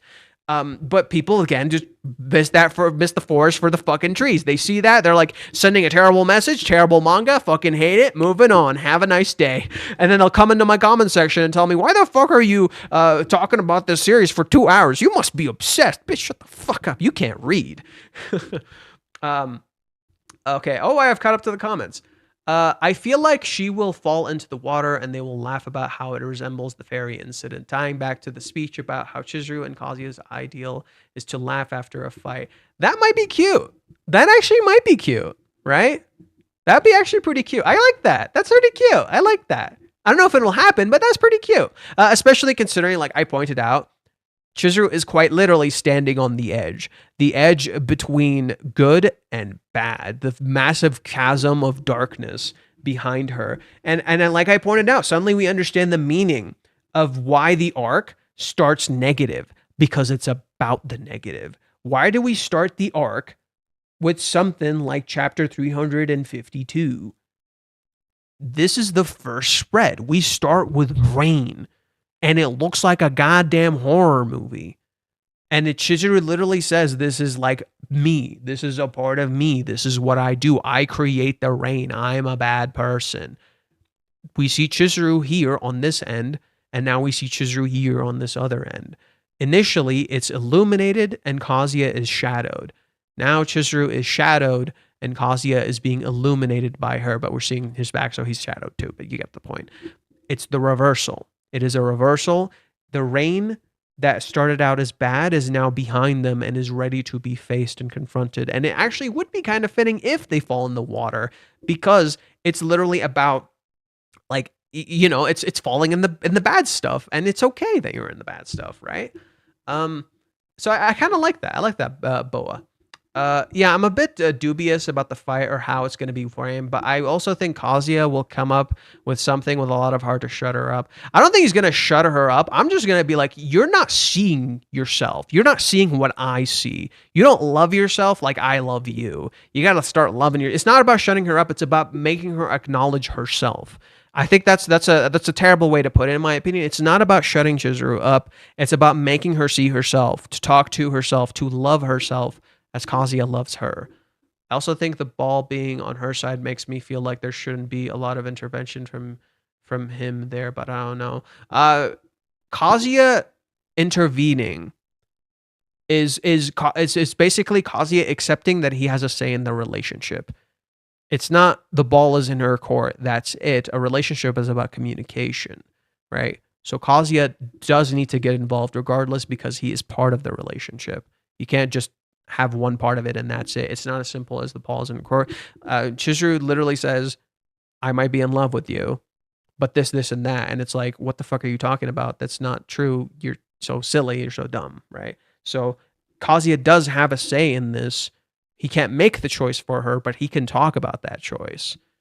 Would it be peak if after Chizuru shows her bad side and like you said, Kazuya, like I want to spend my life with you regardless, she starts laughing saying you're fucking stupid, Kazuya laughs too. Maybe. Yeah, that'd be cute. Yo, on Fate, Chibi claimed that Raga's gone on for 6 years too long. You just have to watch the live stream. It's obviously wrong. Okay. I really didn't want to talk about this because someone commented about it earlier. I don't like Chibi reviews. I used to watch Chibi reviews when I was younger. I actually used to really enjoy Chibi reviews. I really don't like Chibi reviews. I don't. I'm not going to get super deep into this, but he barely actually read this manga. He reads it in a very superficial way, like super superficial. And despite like later apparently somewhat real, because some people send me his videos and they want me to talk about it. I'm like, fine, I'll fucking watch them. So I watched some of his videos. Initially, he's saying like really terrible shit about Chizuru, really terrible shit about Kazuya, and then afterwards he gets to chapter 50 and he's like, oh, I was wrong. Kazuya is so cool. Kazuya is like such a good character. He really evolved. But then like, you know, how he talks about the series, I'm just not a fan of. I don't like it. I don't like how he talks about this series. I really don't like how Chibi like handles himself and interacts with people. I'm not gonna claim he's a bad person or a good person or anything. I'm just saying personally how I feel. I'm just not a fan of his content. I don't like how he interacts with things. That's it.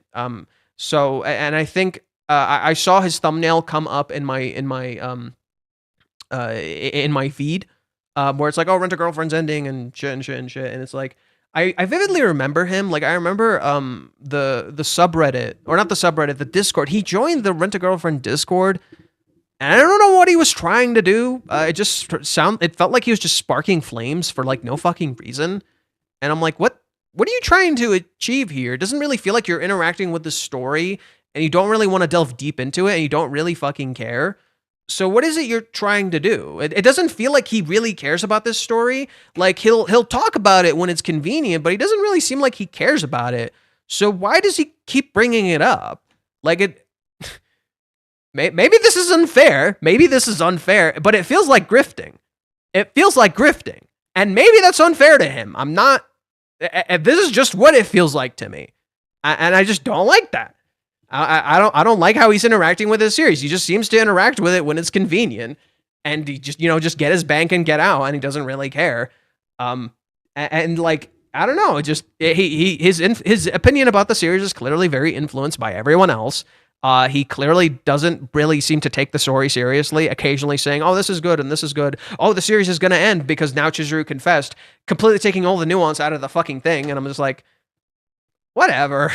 I don't care. I didn't even watch the video, by the way. I just saw his title. It said, oh, the series is going to end. And he had like a sad thing of, it's the scene from Chizuru in chapter 175 where she's like walking and she looks sad because, she hates that she did something shitty or that she didn't talk to Kazuya.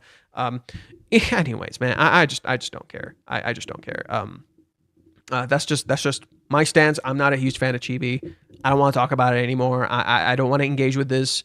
I don't care. I know the dude gets like a lot of hate.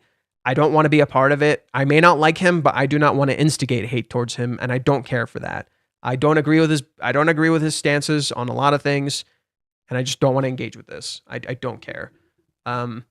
Hello, I just entered. What are you talking about manga covers? Oh, so Laura. Oh boy, Laura. Oh, Laura. You gotta watch the stream from the beginning. I talk about so fucking much. I literally think I figured out what the deal is with Chizuru in this chapter, and we went through it. You gotta rewatch the stream. We figured it the fuck out. Kazuya is always in the back, right? Which one is your favorite from Kazuya? I mean, ooh, I like that. Now we're talking. It's too bad I don't have many of them. I don't have many of them downloaded. Shit. Ooh, I have one that I really like that I think is fucking cute as shit. Give me a sec.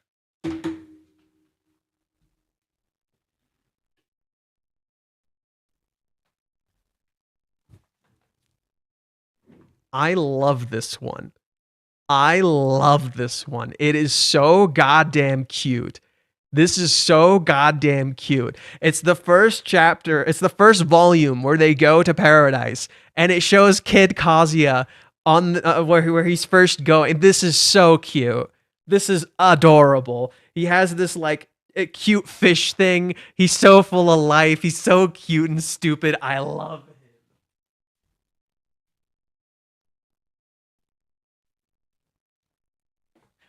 Like actually so adorable. I love that one. It is one of my favorites without question. I still vividly remember that one.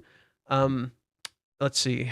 Uh, I kind of see Chizuru adjusting herself in this chapter as soft mode. Here's my bad side, especially since I think she's easing into it. She's trying to remain composed and do it correctly. Chizuru is determined to do this correctly. She is easing into it. That's why she's in shadows. That's why she's shadowed out. That's why she's controlled. She wants to be completely seen for who she is. She wants to have that part of her accepted. That's why she's preparing to be rejected. She wants to have that part of her accepted, so she is ready to be rejected. That kind of rhyme. That's kind of cute. I like that. I'm fucking laughing about my own goddamn rhymes. I'm so stupid. With what you said about the meaning of the dark sea, Kazuya helping her up from the dark water if she does fall after a fight reflects how Kazuya will be there and has been when she was sad. Yo, why is your prediction so good? I like that. Why is your prediction so fucking good? I like that. Back to Boa's, unless I'm misremembering. Isn't Kazuya coat waterproof? No? I'm not going to go and look that up right now. But I don't recall anything about it being waterproof. Nope. I don't recall that. You know what would be strange? Chizuru falling down but into the sea like in the ferry accident. Isn't that what they just said? Oh, to be fair, you're speaking in German, so maybe it's a little harder to understand. I like the training one. I like the training one with Kazuya and Mini. Kazuya is ripped. Oh yeah, the one where he's doing curl ups. That's in the recent one. Where Kazuya's doing curl ups. He isn't ripped, but he's working on his abs. Right, he's working on his abs. Kid Kazuya. Okay, I'll watch the stream since the beginning later. Thank you. Yeah, no, like I covered a shit ton. I think I really kind of figured it the fuck out. I channeled all of my brain power, all of my ADHD brain ass power, and I think I might have figured it out. Like it took a little bit, fellas, but we're there. I think I did it. Mom, are you proud of me? Oh my god. Okay. So we're gonna okay, I wanna go to Twitter real quick because I wanna read what Mute wrote. Mute is actually what gave me the idea for the double meaning. What Mute wrote actually gave me the idea for the double meaning. My favorite Kazuya panel is when he sees Chizuru everywhere and then he's like, well, I guess it's all right. Yeah, I know which one you're referring to. I'll pull it up. It's great. I really like that one. It's chapter, what chapter is it? It's like, oh, there it is. I know where it is. It's chapter 283. Oh, so do you guys want a cool backstory on why this is what it is? Do you guys want a cool backstory on why this is what it is? So at the time when this chapter released, it was the final chapter of Kanojo mo Kanojo. And Reiji, that's Reiji's best friend. The author of that story, Hiroyuki, is Reiji's best friend. And basically, whenever their chapters would come out, they would have author notes. And Reiji would always say Hiroyuki's, and Hiroyuki would always say Reiji's. And they talked, and they streamed together, and they did a lot. So the way Kanojo mo Kanojo ends, spoilers. If you don't want to listen, get the fuck out. If you like Kanojo mo Kanojo, you just started girlfriend. If you just started, get the fuck out. I don't want to spoil the ending for you. Okay. You maybe shut up for now. We'll come back in a sec, okay? The ending of Kanojo mo Kanojo is the main character gets with all of the girls. That is the joke. He gets with all of the girls. So whereas Kanojo mo Kanojo has the main character get with all of the girls, Chizuru consumes Kazuya's entire world. And this chapter, interestingly enough, was called Kazuya. It is the choice Kazuya ultimately makes. It is the choice Kazuya makes and what it means for him. It is Chizuru consuming Kazuya's entire world because he is dedicated to a sole person. She is like a witch who has cast a spell on him, and she has consumed his entire life. And then he just says, I guess it doesn't matter. I love her after all. She's all that matters, right? Whereas the main character from that story picks all of the girls, Kazuya wants only one. Only one matters to him. So it's basically reflective of how the stories are going two completely different ways. And that's why the last panel you see of Kazuya is him walking, right? He's walking a different path from Kanojo Mo Kanojo. They've gone different directions, and that's okay, right? It's like we're going two different ways, right? Whereas one ended with all the girls, right? With Kazuya, there can only be one. Yeah, Cyber Demon said it too. Okay, let me translate this real quick. What did they say? Detected language English. What I mean with who, Chizuru, and when I fall over the railing and like a fairy accident where everything starts, but Kazuya suddenly do something like the Black Sea Chizuru pull in. I think it didn't translate super well, but Mochetti. Here, this is what I'll do. Translate to English, go back to detected language, copy, and then I'll put it into deep L, so that way I get your intended meaning. There's deep L.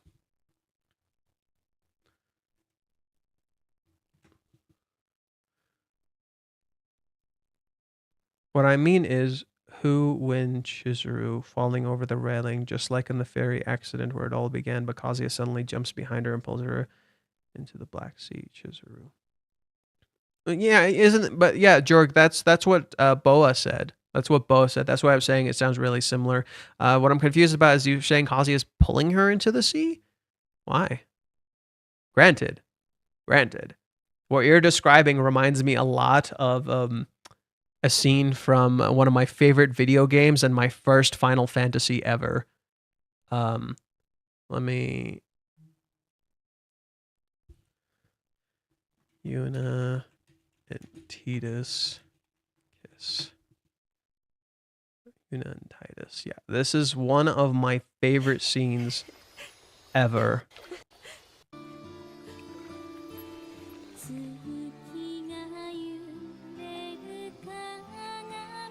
Oh, such fucking peak. If we come even close to this, holy shit. Oh, holy shit. Oh my god. Oh, let me play the music. Yeah, but, oh, you guys can hear the music. Great. Oh, this scene is so fucking peak. This scene is, oh my god. If we come even close to this, I will lose it. Look at the yin-yang symbolism. Look at it. Look at it. Oh my god. P.S. Her name means moon and his name means sun. Literally like Chizuru and Kazuya. Well, not literally, like, because Chizuru represents the night and the moon. Kazuya represents the sun and the day. Oh my god. Oh, it's so peak. It's so fucking peak. Oh, the music. Oh, the music. Oh, the fucking music, dude. Oh, yeah. Oh, dude, this is so unbelievably peak.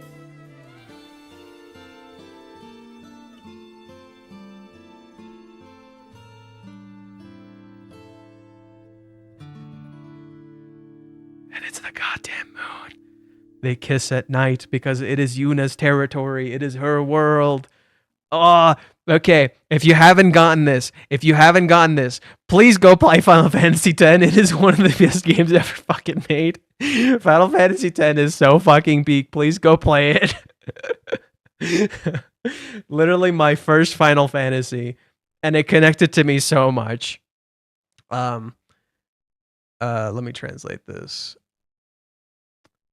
Final Fantasy is just awesome. Love the game. They're like Naruto and Sasuke. Shut the fuck up. Shut the fuck up. Tidus and Yuna low-key be suffocating. Nah, bro. Final Fantasy World. We don't care about physics. We don't give a shit about that crap. Dude, characters in Final Fantasy games will literally jump off a fucking skyscraper and be totally okay. Kingdom Hearts is the same goddamn shit. My first Final Fantasy was 15. Oh, did you play Royal or did you play the original? Because if you played the original, you must have felt like the same way I felt. The original was a brutal experience. Like I was so hyped for 15. I'm a huge Nomura fan. And it was originally Final Fantasy Versus 13, and then that like vision got changed and they lost track of it. So I've been through the entire 15 like life cycle and experience. 15 is a good Final Fantasy, but it's not like the best one to have be your first. I would recommend you maybe try the remake trilogy, Final Fantasy VII remake trilogy. 16 has some good shit, but I don't recommend 16 because I think it's a very misbalanced game that feels like it has so much to say and doesn't say enough. My favorites are 10, 7, and 8. But to be fair, I did not finish 9. I also really like 13. I have a really soft spot for 13. I think 13 has the best narrative consistency out of any Final Fantasy. Not narrative consistency, ludo narrative consistency, as in the gameplay perfectly matches the story.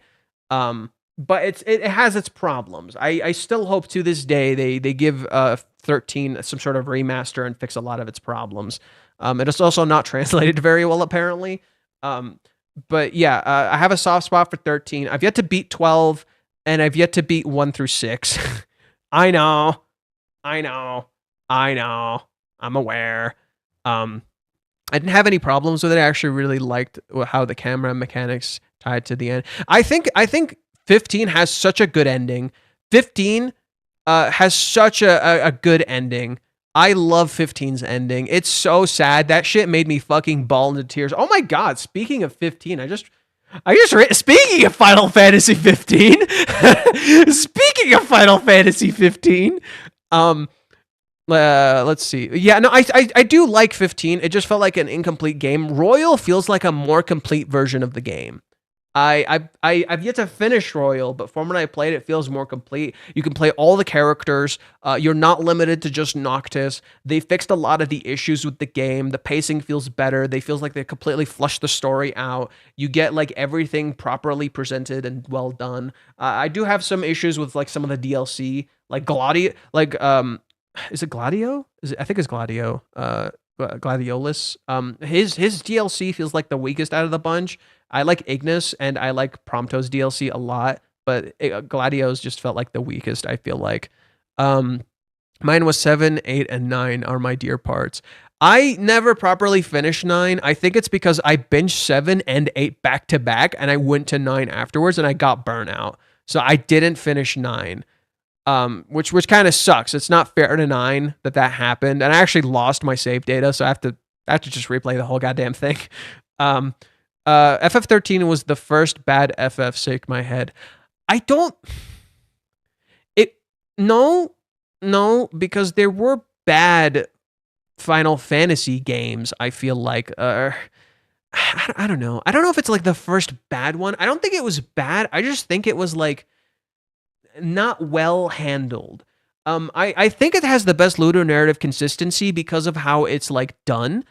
But it has like issues in that same issue, like how like things work in the game, how the game constantly has like literal level spikes, which is very fucking frustrating. Like you'll just be doing okay, and suddenly there's an insane level spike with a boss, and you're like, "What the fuck? What am I supposed to do? That's insane."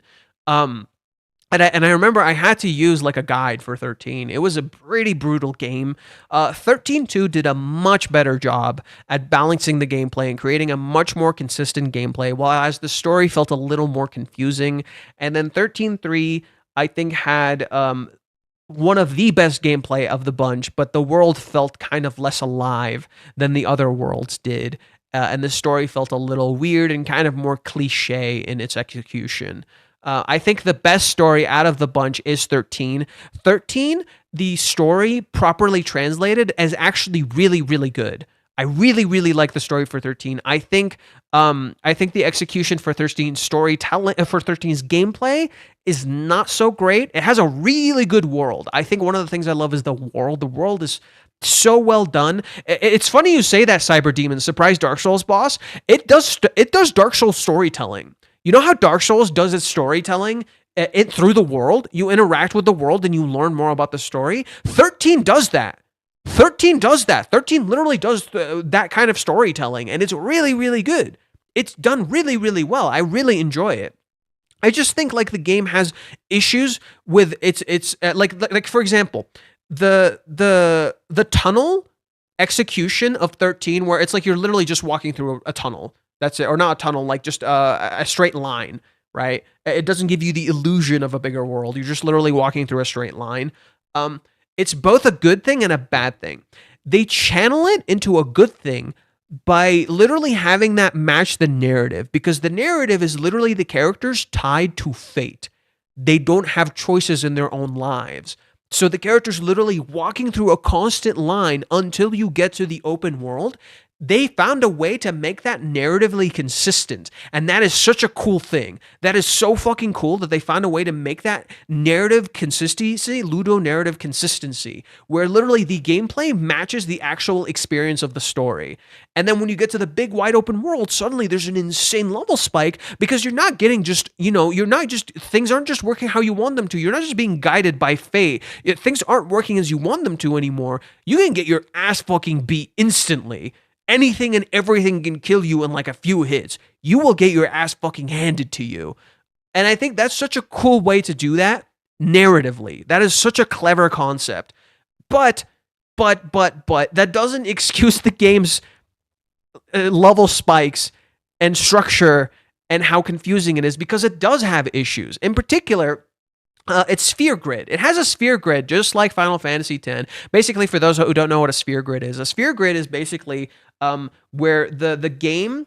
Here, let me pull it up. Let me pull up what a sphere grid looks like in the game. Basically, it's a set of abilities, and you can go any path you want, and you can create what you want. So like you can build your character however. God damn it, sphere grid.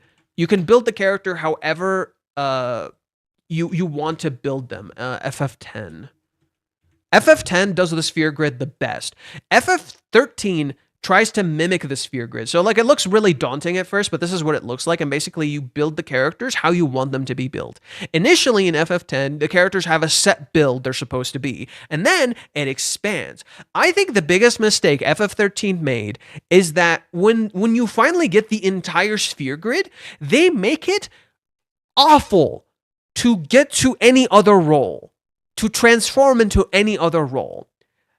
Ludo narrative consistency wise, that is interesting, right? Because, changing your fate is not easy. So they make it literally insanely difficult.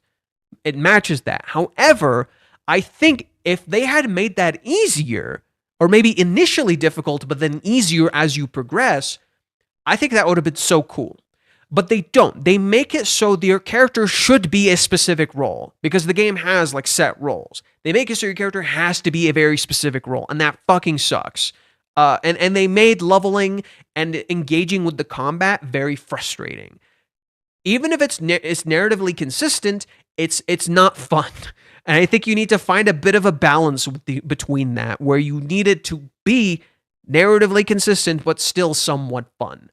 And I think that's kind of where the game struggles. It struggles between balancing fun, because it had a troubled development, and maintaining its narrative consistency. But the narrative is interesting. It has some issues. It has some issues like Snow and Hope is handled kind of weird. But other than that, I think it's pretty good. Okay, so we talked too much about this. I'll read some of the comments, then we'll get back to business. Final Fantasy VII is a really good, but near the end of the padding becomes more apparent. Considering they're stretching the OG in 3, and I'm still mad I don't get Aerith's red dress. I'm a screenshot snob. Unpopular opinion: I see Cloud with Aerith more than Tifa. Understand? Cloud does fall in love with Aerith, and he loves Tifa. That's actually a struggle of Cloud's character. That's actually the point of Cloud's character. In fact, he hates himself so much that in Advent Children, the sequel film, it's literally Cloud like hating the shit out of himself because he has this like fake side of him that he doesn't know how to cherish because he literally created a facade around that, and he hates that he let Aerith die. He hates that because a part of him does love Aerith, but she's gone, right? And Tifa is here, and he does love Tifa too. He loves both. The importance of Aerith's character for Cloud is that she literally fixes him, if you will. Tifa wasn't ready to. Tifa wasn't ready to help Cloud. She wasn't ready to help him repair and become his true self. And eventually that's Tifa's arc, is Tifa being able to actually help Cloud just as he helped her, right? It's both of them becoming ready to help each other, and truly becoming who they believe they are, or who they want to be. So yes, you are right. Aerith is actually supposed to be a better ship early on. That's actually the point. And it actually is part of Tifa's struggle as a character, because Tifa doesn't feel worthy of this. She's like, weirdly enough, Tifa is like Chizuru. Tifa is very similar to Chizuru. Tifa is a people pleaser. She even admits it. She hates herself because she does bad things. She lies. She hides certain things. Tifa does a lot of bad stuff in the story, and she hates herself for it constantly. She actively thinks she's not worthy. She's not good enough, and that's literally her problem. And it's the same for Cloud. Cloud is the reverse of Tifa, where he creates an entire facade of himself because because of like trauma and shit, but also because he believes he's so unworthy. He's such a bad person. They're literally the same. Cloud and Tifa are very similar to Kazuya and Chizuru. They have the same issues. They have the same struggles. They're very, very similar character. They're not exactly the same, mind you, but they're very, very similar. And Tifa does the same thing as Chizuru. She paves her own path. She does what she needs to, but she also does bad things that she's not proud of and she doesn't like about herself, and is constantly in contrast with her moral code. Cloud being one of them. Yeah. But yeah. As for the stretching in OG Part 3, it's not stretching. It's literally you experiencing the entire fucking game in its entirety. It's not. I didn't feel any big stretching in the OG in the third section or whatever. I didn't really feel that. I thought it was done really, really well. And like the return to Midgar, the going to the Northern Crater. I felt the third part of the story was done really, really well. I didn't really feel any big stretching or anything. As for Rebirth, Rebirth is a very complicated story that's intentionally telling you all of the stuff you expected is not there anymore, and you're like, what the fuck? And it's meant to mess with you. It's by design meant to mess with you. So don't judge the Reed trilogy until you finish 3. And I still think 2 or Rebirth is a really, really good game. Rebirth was my game of the year when it came out, but I completely understood that Astrobot won. Playing the honeycomb dance sequence was damn near impossible when my parents were around. That shit was so peak. I love that shit. Bro, I love that shit. Now I'm just imagining Chizuru and Tifa cosplay about that. About that.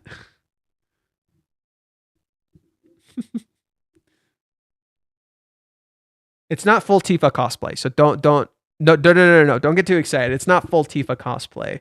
I'm gonna pull a fast one on you, so don't get too excited.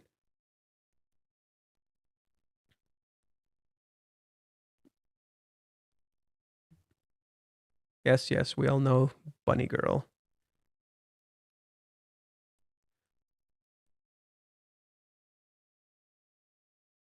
Um,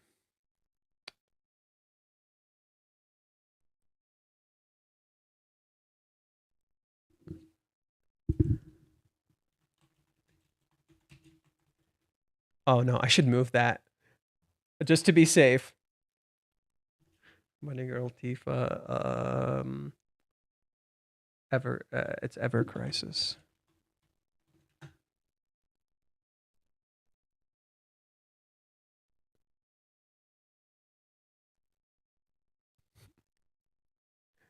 Chizuru, is that you? Chizuru, is that you? Chizuru, is that you? I mean, technically, this is a Tifa outfit. She has like the whole thing. Like Tifa wears a black bottom and a white top. So technically, this is a Tifa outfit. Technically, I know I'm pulling a fast one, but right? Isn't that literally it? It's she's literally Bunny Girl. They're both dressed the same. It's similar. It's not exactly the same, but Chizuru does this too. Chizuru always does the hand reach thing, right? That's Chizuru's iconic thing. Tifa does it right here. So, just saying. I think it's. I don't know. You guys can disagree with me. You can disagree with me. I completely get it. Let's see. So we were gonna go. I'm only maybe gonna read Verkez and like one other one. I don't feel like reading too much right now. I feel like we figured out quite a lot. I don't really want to read too much. Oh boy.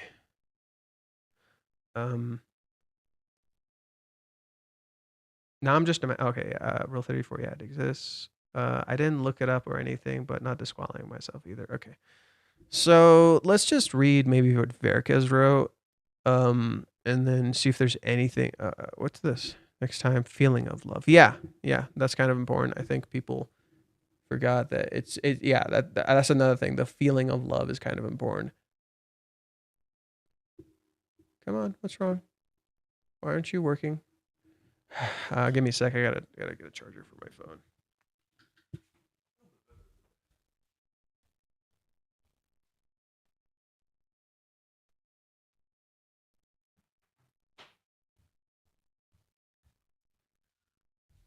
Oh look, the camera dropped. How nice.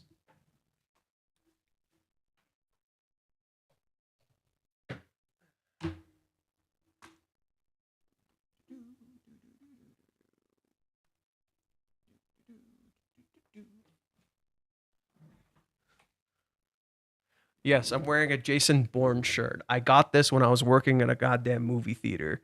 Shut up. Shut up. I've actually never even seen Jason Bourne. I just know Jason Bourne is like the progenitor of the fast cut in films where like they do these quick cuts in films. That's where Jason Bourne is like popular for. But then no movie could replicate it the same. They always just tried to be the same as it, but couldn't do it well. Although I'm not a fan of Kabar not revealing the title of the next chapter, I found the title in Spanish and translated The Feeling of Love. There you go. Okay, not too long this time. Thank you, Verkez, for not writing like a super duper crazy big essay. Chizuru is still conflicted. I'm sure she doesn't think she loves Kazuya. That didn't go like I thought it would at all. I may have made a mistake. I promise you to be surprised at the next week's analysis. I promise that you will be surprised by this week's analysis. Oh, we start off where we left off last week. Chizuru stopped to retract her butt again, but she turns around, she apologizes, she gathers her thoughts, and she takes a deep breath, then starts over. What happened here? Chizuru is treating this whole date like a big, important play. Okay. We kind of agree there a little bit. This here is her answer to the investigation. This is the climactic monologue of the play where the female lead conveys her feelings to the male lead. Last chapter informed what this monologue would be about. It would be about rejection. Chizuru thought it would be right to reject Kazuya if she wasn't sure about her feelings. Everything she told him pointed towards her rejection, but Kazuya felt that coming. I have a very hard time believing that Chizuru didn't know what she was doing. So we already said it's not about rejection. It's Chizuru preparing to be rejected. It's Chizuru preparing to be rejected, to not be in this relationship, or maybe to reject, to not be in this relationship. Like it's the whole point. I think it might be stupid. Like there's a few ways it could go. Like maybe she rejects him after she says I might be in love, which would be like, the fuck? That would be Kazuya's reaction. He'd be like, what do you mean you love me? Or you might love me, but you can't date me. What? What kind of fucking logic is that? Right? And then I think that could be one way. Another way would be to talk about her bad side, all that stuff that I was explaining. How it'll actually play out is not something I can completely predict or like understand. I just know what the intent is. I think I understand the intent, not necessarily how it might play out. So that could play out like I just described. It could also play out like she prepares to be rejected. So she says some stuff to get rejected, like I was explaining that Chizuru swapped her role. So just like she swapped her role from her past, right? That was a misdirect. That Chizuru is getting ready to be rejected. She's preparing to lose it all. But it doesn't feel like Chizuru's about to reject him. That doesn't make much sense, It doesn't make much sense. So I feel like it's not Chizuru rejecting Kazuya, it's her getting prepared to be rejected. But that's just my guess. She was already halfway through the performance of that rejection when she stopped the mirrors that she did in chapter 173, where she started to give him the talk to end the rental relationship, but then stopped. Except she was trying to end the rental relationship to start the relationship. Anyways, she couldn't do it. She decided to run back then. That's not what is happening here. Chizuru is changing the script. Yeah, okay. She didn't like the original version. She didn't like how it made her feel. She didn't like how it obviously hurt Kazuya. She also didn't like the ending of the play. She's not doing that. That's her. This is her own play. This is my story, and you're not part of it. That's from Final Fantasy X. I was gonna pull it up, but I'm not gonna do it. It's from Final Fantasy X. This is my story. She doesn't have to follow the original script, so she just scratches it. I wonder, maybe I can see that. Maybe. Okay. Chizuru didn't like how her first take turned out. This is her second take. It's improv, baby, with a changed script. Isn't it incredible how Chizuru acts like this is the first take? The first take didn't even happen. That tiny moment where she turns around frustrated is Chizuru unfiltered. It doesn't fit the romantic atmosphere. She broke character for a second. After that, she returns to her role and she starts over from the beginning of the talk. Yup. Okay, I kind of like this. I kind of like this analysis. That's actually good. I like this. Does that mean this is all just an act? Yes and no. Agree. It is both yes and no. Chizuru told Kazuya before, while filming the last scene for the movie, that she didn't know how to thank him properly. Since she couldn't find the words to convey her gratitude, she said that she would show it with her acting. Shit, he's right. Oh, he's right though. Oh, fuck, he's right. This here is basically the same. Just as that she is playing herself and that Kazuya is her partner in this play. It helps Chizuru to think about this in those familiar terms. Her goal is to convey her true feelings to Kazuya, and she doesn't know how else to do that but with this act. So, is Chizuru being herself here or not? Also, yes and no. Agree again. She's being herself in that sense that nothing she says is a lie. True. She means everything she says, and nothing is made up. She is not being herself in the sense that she doesn't show Kazuya what she is actually thinking and feeling right now in this very moment. She's completely in control of her emotions. She needs to be in control to even be able to talk properly. Yes. It is literally channeled chaos. This is why she is in shadows. This is why she is constantly in shadows. She's literally channeling the darkness in her and just letting that sit there and having full, complete control of it, right? She's not... Yes, I agree. I like that. I like this analysis. I hope that this is just below... I hope this just blew your mind as much as it blew mine when I realized what was happening here. You are welcome now. Let's get back to see what the second take turns around. Okay? Similar to what she did the first time, she starts by thanking Kazuya, but unlike last time, she doesn't start here. She doesn't start here and not with a date to work her way back. Wait.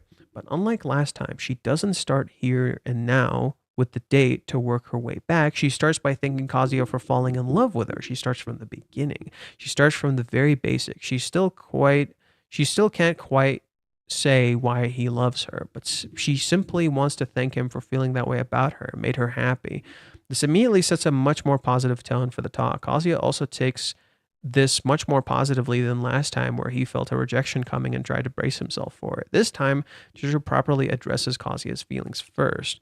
Then she establishes a connection with him by evoking shared memories. She also starts from the beginning. Here, from the time he rescued her, where he fell from the ferry. She continues to show her gratitude for the movie that was only possible because she met him. She then shows him how his support comforted her during the hard times and the sad times. She says that living with him and Minnie was fun and that she hasn't cried since the cheer up date, implying he was the reason for that. Kazuya is reminded how his feelings for Chizuru started, how they evolved. Hearing all that makes him see once again how much he loves Chizuru and how much he wants her.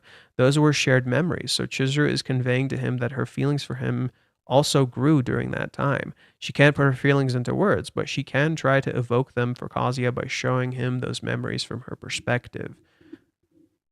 Correct. You're right. She never actually explains her love. So next chapter is about that feeling of love and understanding it. Now is the time to come to a conclusion, and this time she wants to convey a positive meaning in the end. So she sets up the negative first by telling him how she didn't think she was allowed to fall in love with a client and that she didn't think she could allow herself to be someone's girlfriend. She then alludes to the kiss when she wonders why she did something like that at Hawaiians. Now the stage is properly set for the but. Right? Doesn't it feel like the butt is coming? I was saying that the whole goddamn time. It feels like this is the perfect time for a butt, dude. But over the past month, I realized that I might be in love with you. That was the closest Chizuru could get to a confession while still being true to her feelings. She nailed the delivery. It's time to see how it landed with Kazuya. What next? The teaser for next time is love, as in this arc's title, My Girlfriend in Love. It's probably not a stretch to assume, the butt was a subversion. Wait. The butt is a subversion. Now the stage is properly set for the butt, but the butt is a positive thing. It's not a negative thing. But over the past month, I realized that I might be in love with you. This was the closest she could get to a confession while still being true to her feelings. Yeah. So like I said, it's Chizuru. So it's literally what I was saying. It's like Chizuru preparing to get, wrecked, right? It's preparing to get rejected. It's framed as a rejection, when in reality, she's preparing to get rejected. It's probably not a stretch to assume this will reach the climax of this arc next chapter, or at least start going there. I want to point out that neither version of Chizuru's script was a lie. If she had followed the original script, she would have ended up telling Kazuya that she might not love him. Now she ended up telling him that she might love him. Both of these versions include the exact same uncertainty still. There are two sides of the same coin. Chizuru ultimately decided to word her uncertainty in a way that sounded like a confession. By doing that, Chizuru commits to treating her feelings as if they were love. Yes. Yeah, exactly, right? I'm curious to hear Kazuya's response. Isn't this literally what I said the other deep analysis stream where I was talking about how Chizuru is essentially what was it? Chizuru might give Kazuya uncertainty, and that uncertainty might lead to that fight, right? And she did in fact give him uncertainty, literally as I predicted. It's just a positive spin on the uncertainty. It's a spin that misdirects you and is not clear at first glance. So I am still right in that sense, I guess. I'm curious to hear Kazuya's response. I doubt he will have grasped when Chizuru did here, but if he did, I would love him to call her out on it. He could directly ask her, did you try to reject me at first? Did you just try to reject me? What the fuck is that shit? But I don't know if Kazuya will. Kazuya got roughly what he had hoped for. I don't see him being unhappy about the response. He still probably has to ask for clarification. Does that mean you love me? Not exactly. Does that mean you want to go out with me? Yes, pretty much. How do we proceed from here? Kiss, maybe. I'll spare you you more of my predictions. Countdown, the date is coming to a close. Kazuya is still going to move out tomorrow. Yeah, that was never addressed, right? So we essentially feel something similar. I just think the difference between my approach and Verkez is that Verkez focused on deconstructing the chapter. I focused on understanding the depth of Chizuru's character. So I spread it out. I focused on literally everything else and how that informs everything we were told in this chapter. Verkez focused on deconstructing the script. Something we did talk about last stream. Last stream, I literally talked about how this is a script. I literally said this. I was literally talking about how this is a script. It's a play. We even said how what are they? The towers, or not was it the towers? what was the thing that I said was like reflective of this is a play? Fuck, I'm losing track of my thoughts. Damn it. Losing track. Oh yeah, this. I remembered. We talked about how these here, all these lights here are their spotlights, like a spotlight in a theater, like literally a spotlight pointing at you, and you are the characters, you are the actors, right? The moon is pointing at these towers, just like they themselves mirror the towers in perfect height. We literally said how this is a script. I just didn't articulate it nearly as well as him, right? So we are somewhat in agreement. The difference is I focused on the intention of Chizuru a little bit deeper, in that like I understood her purpose and what she's trying to do. And I knew we would get to this point of uncertainty. But Veracruz is completely correct, I think. That like, yes, we were still delivered. I think you're confusing the narrative with the meaning behind the character's actions. She's not acting. He's not saying she's just acting. She's not. Yeah, I didn't say you watched the stream, Veracruz, before I wrote this, but I found out you also mentioned that Chizuru changed the script because of the panel structure changed from the horizontal to vertical. Yeah, that shit. I fucking remember that shit. Dude. Yeah, I remember. It literally went from horizontal to vertical. She literally changed the fucking script. And literally you see it change vertically. That shit was so good. I was so proud I fucking caught that shit. But yeah, no, like, she's not acting. Yes, she's not acting. She's not acting. I literally explained this last stream. I was explaining how in last stream, Chizuru is not acting. She's being her truest self, and that is hiding something in the background. And that in itself is like a reversal of acting, right? Whereas Kazuya is actually acting, Chizuru is being her truest self first, and the act is like hiding. It's like she's hiding. She's being her truest self, and in so doing, hiding the act. She's hiding the fact that she's acting, or maybe not even realizing that she's acting. We discussed this in detail last stream, but basically she's acting and she's not acting. I think this person just took it a little too literally. They kind of misunderstood your intent. She's simply giving away what she's saying proper attention, considering you believe. If anything, by doing such a thing, she's showing how important it is for her. Yeah. I think there are a lot of meta layers here. I think it's kind of brilliant how Reiji is making Chizuru use Reiji's own style of repeating something with a variant on this date with Kazuya here. Chizuru literally started the talk over, and she just framed it differently to convey the complete opposite meaning with basically the same fact. I might or may not love you. Literally, right?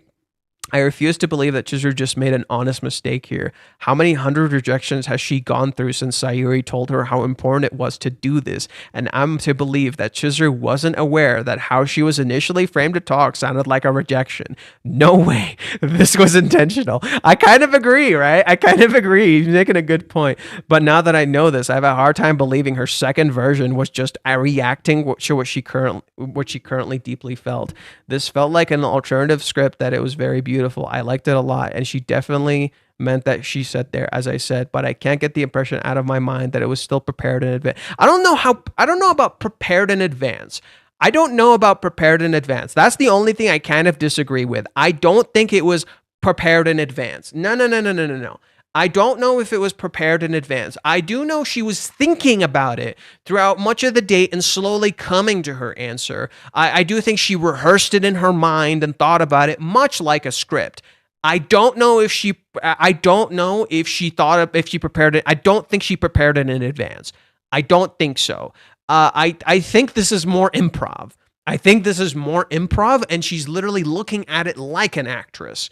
I think you're kind of like, basically, because the problem with you framing it this way is it makes it feel like Chizuru completely rehearsed this, and she's not like she's more prepared than she appears. When later you literally say right here, Chizuru is a mess. It was perfect. Chizuru is a mess. Yes, Chizuru is a mess. That means it's not fully rehearsed or prepared. She did rehearse and prepare certain things. She is acting, but she's not acting. I kind of disagree that she prepared in advance. I think she prepared some things in advance, maybe how she would act, how she wanted to present herself, and I think she was trying to stick with that idea of how she wanted to present herself, right? In that sense, it's more improv, right? But it's consistent with the idea of how she wanted to present it, much like the entire date itself, right? What does Chizuru consistently do? throughout the day. I literally said this at the start of the stream. What does Chizuru consistently do throughout the day?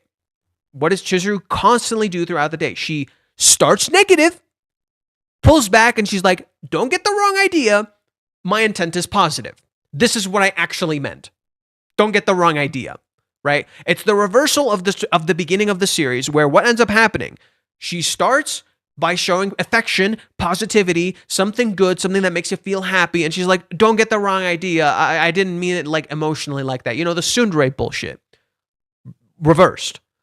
This even comes back here. This thing we've been seeing throughout the date, from the very beginning of the date to this point, where she kept saying, don't get the wrong idea, and then says something positive, literally this, right? This is not completely acted. She wanted to convey it in a positive way. I think she always wanted to convey it in a positive way, and she caught herself. This is what was happening in this scene. She caught herself doing it the wrong way. Instead of actually making the mistake and then correcting herself, she caught herself midway through, and she's like, wait, I can sense it. I've made this mistake enough times in this day. I can feel my mistake.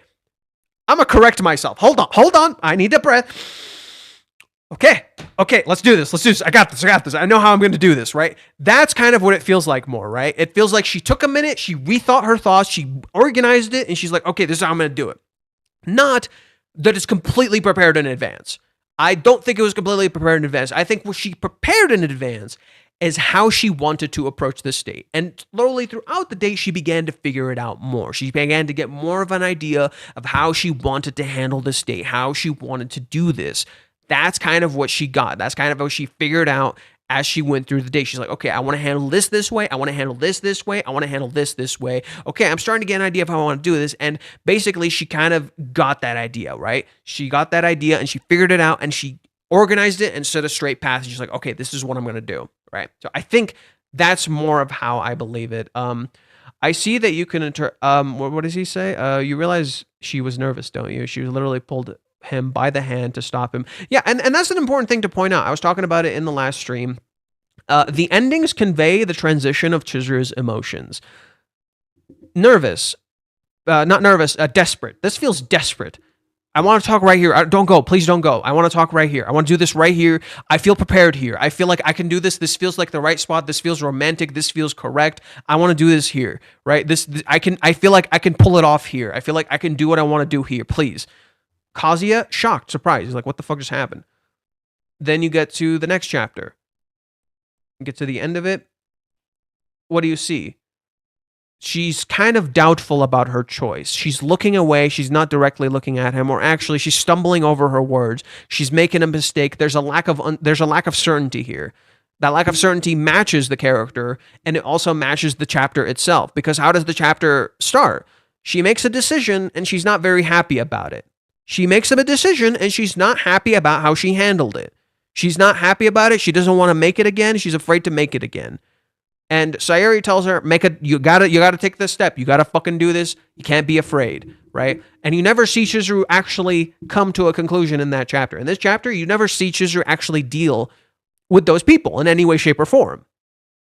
You get to the end of the chapter, and you literally see her kind of regretting her choice. She's like, fuck, I feel like I'm messing up. I feel like I'm not doing this right. Like, I'm doing this wrong. Just like how in the beginning, she felt like she was kind of doing it wrong. She's not looking at Kazuya. She's looking away. She feels like she's fucking up.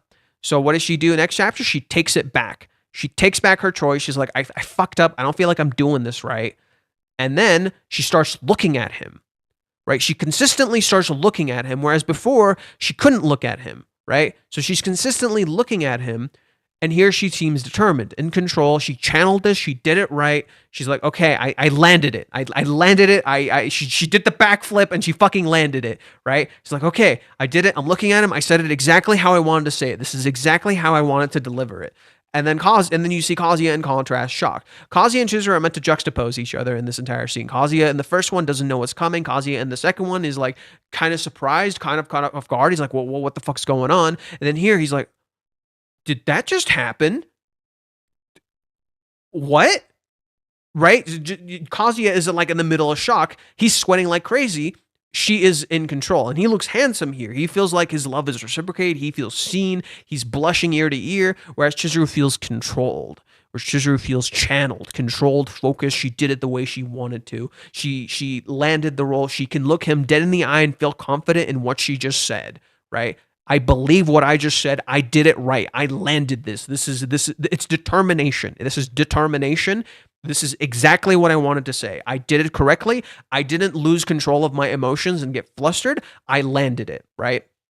It's literally kind of like an athlete or literally like an actress, right? That she had to channel a part of her acting to land it the way she wanted to, rather than it was completely planned. She knew she needed to use this part of herself that she hoped she wouldn't have to use. She knew she needed to use it to channel it, to act, to present it the way she wanted to.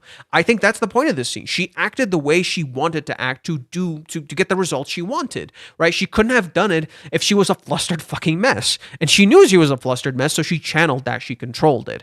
And I think that's an important part of Chizuru's character, to accept that part of it. It shows Chizuru accepting her Mizuhara side, her acting side.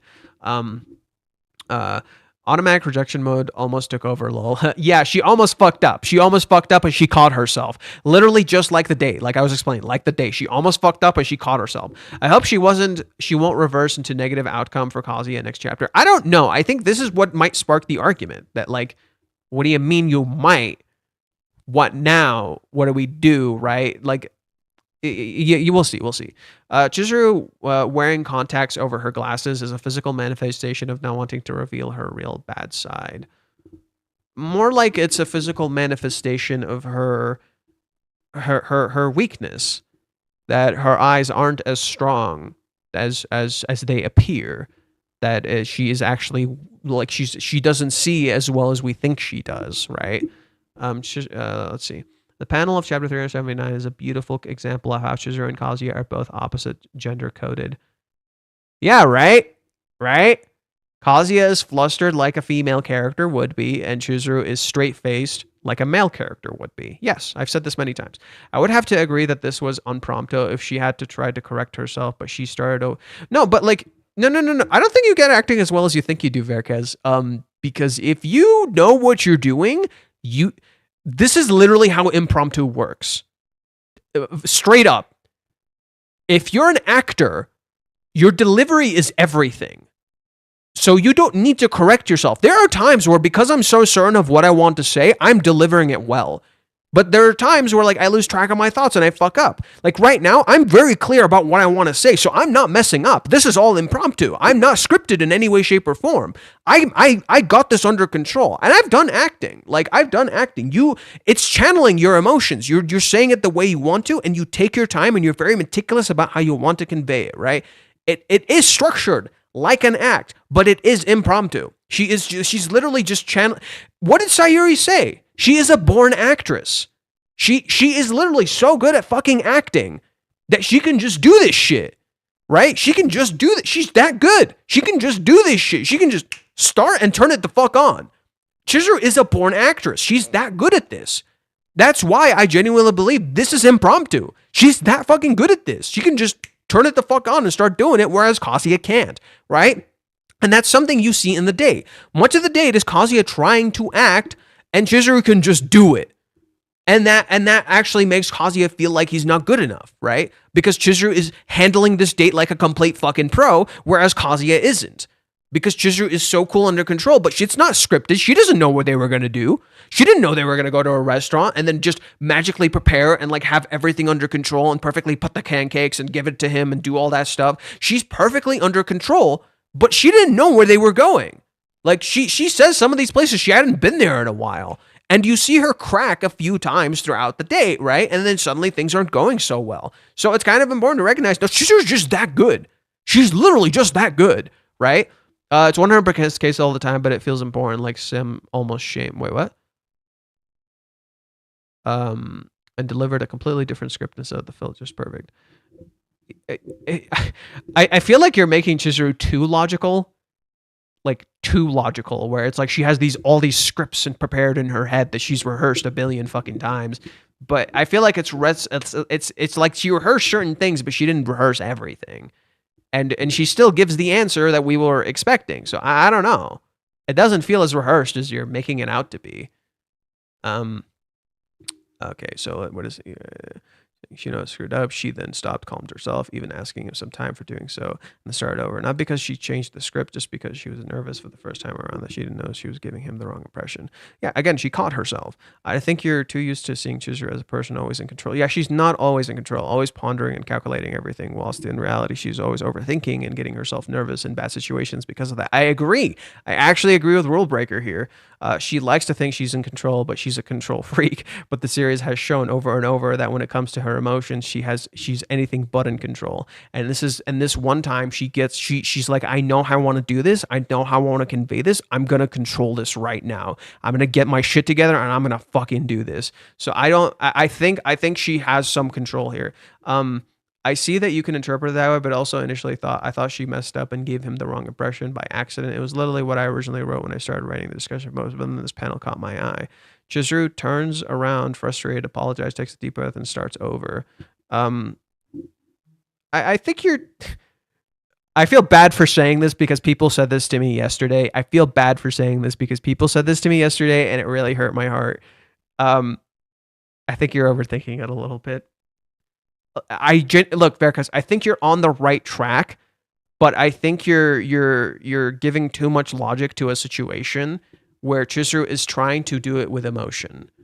And again, I agreed with you in certain aspects. That, like, yes, there is a planned element to this. Chizuru is handling this like a script, but she's doing it like in a way that she wants to do it correctly, and she's channeling her acting part, right? She can channel that part, but it's not fully scripted. Yeah, I might be overthinking here. She might not have had desperation. Yeah, no, not completely. She's definitely thought about it. She definitely prepared to some degree. I just think, like, it's not as planned as you think, right? Because she stutters over her words, she fucks up, she takes a deep breath, and then, like, the way she looks out to sea, the moments of silence here and there occasionally, like, Chizuru takes her time and, like, makes sure she just words it correctly. That's all, right? She's just making sure she's wording what she wants to say correctly. Anyways. Oh boy, you guys really kept going. Is there anything in particular you guys want me to read, Veracaz? Is there something in there that's interesting that I should read? Because I don't want to. I think she has the idea of how she wanted to convey. Yes, I do think. Look, I think she learned over the day how she wanted to handle it. How she wanted to convey it, because she learned she has this tendency to lean towards negative shit, and she's not conveying herself well. A great example is when they're at the restaurant. Like, it's chapter. What is it, like? Oh, don't break on me now. Come on, PC. Don't fucking do this to me, bro. Okay, you're working. Good. We're okay. We're working. I think a good one is when they're at the restaurant. Oh, I have the Japanese version for some reason. Okay, I'll just pull up the English version here, chapter 375. Chizuru kind of makes a little bit of a mistake of what she wanted to say here, and she corrects herself, right? It's important to plan for the future, right? Your career options will change depending on if you want the experience or to achieve something. And this conveys a lot about Chizuru, right? So Kazuya says, oh, I'm just going to find a job. I'm looking at different businesses. I applied a few for internship. Wow, I see. And then Kazuya says, oh, I'm not sure. To be honest, I probably got to try it first before I know anything. Rather than, we were talking about how she's, what was she doing with the broth? She's like thinning it. She's thinning the broth. She stops thinning the broth, looks him dead in the eye with this, like, serious look. I like people who probably think things through. I want you to do that. I want you to think things through. She stops filtering herself. Suddenly it hits like a truck, and Kazuya says, sorry, I just had nothing else on my mind except for preparing for today. And she sees him, and she's like, fuck, I fucked up. Fuck, like, I'm gonna correct myself. I gotta correct myself, right? She does this a lot throughout the day. She says something, she realizes she fucked up, and just as she stopped filtering herself in a negative way, she stops filtering herself in a positive way too. And there's an intentional reason we see her in shadows when she says this. There's an intentional reason. She's hidden in shadows when she says this. Oh no, what's happening? Error. YouTube is not receiving video info. Maintain smooth streaming as viewers will start buffering. Of course you're going to start buffering. Okay. Okay. I'm going to talk slow so my meaning is conveyed. There's a reason we see her in shadows here, okay? she starts saying, it's not like I'm against it or anything.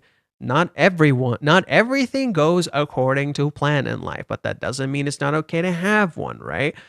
It literally tells you what she did in this chapter. She had a plan, but she had to adjust and change it because she wasn't handling it well. That's why if we're together, I'd like to know what you'll be doing in 3 or 5 years. Will you be moving for work? How much time will you have? What kind of company will you work in? The reason she wanted a plan is because she wanted to know all of these things. What makes you stressed? How can I support you? How often can we see each other? What kind of life um, will we have?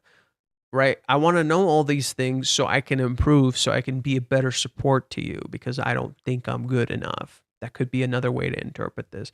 I mean, I would be your girlfriend, right?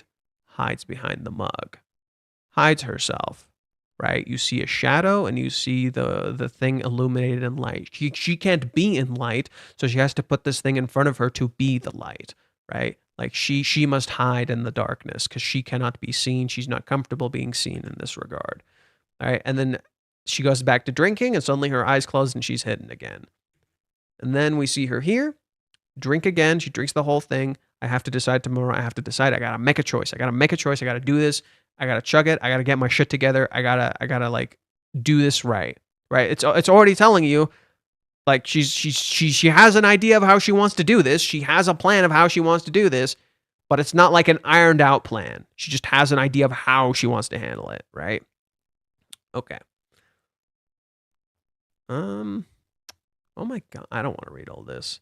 As much as I love interacting with some of this stuff, I don't want to just sit and read all this on stream. I think that would be pretty brutal. Cool. Now we wait for next week for Browski to say something. Broski? Are you talking about Kazuya? Whatever. I'm not saying she had the date scripted. She couldn't have. I just think she might have had 2 different ideas to deliver her uncertainty in mind already. I don't have to read all that. Yeah, I don't want to. I'm not going to. No worries. There is one thing I did want to read, which is a thing from Verkez that I'll pull up just to make sure I got.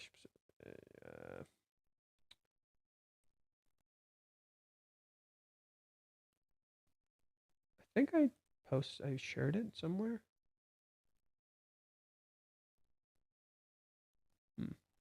Where is it?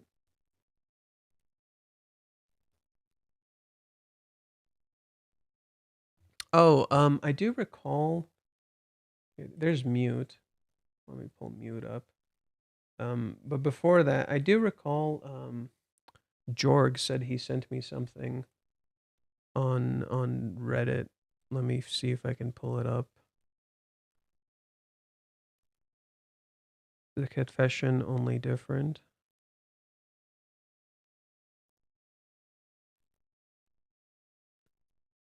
After the repercussions that happened yesterday, Manga, I brought her a curious moment. Based on the previous post, who was it? Beautiful Purpose. We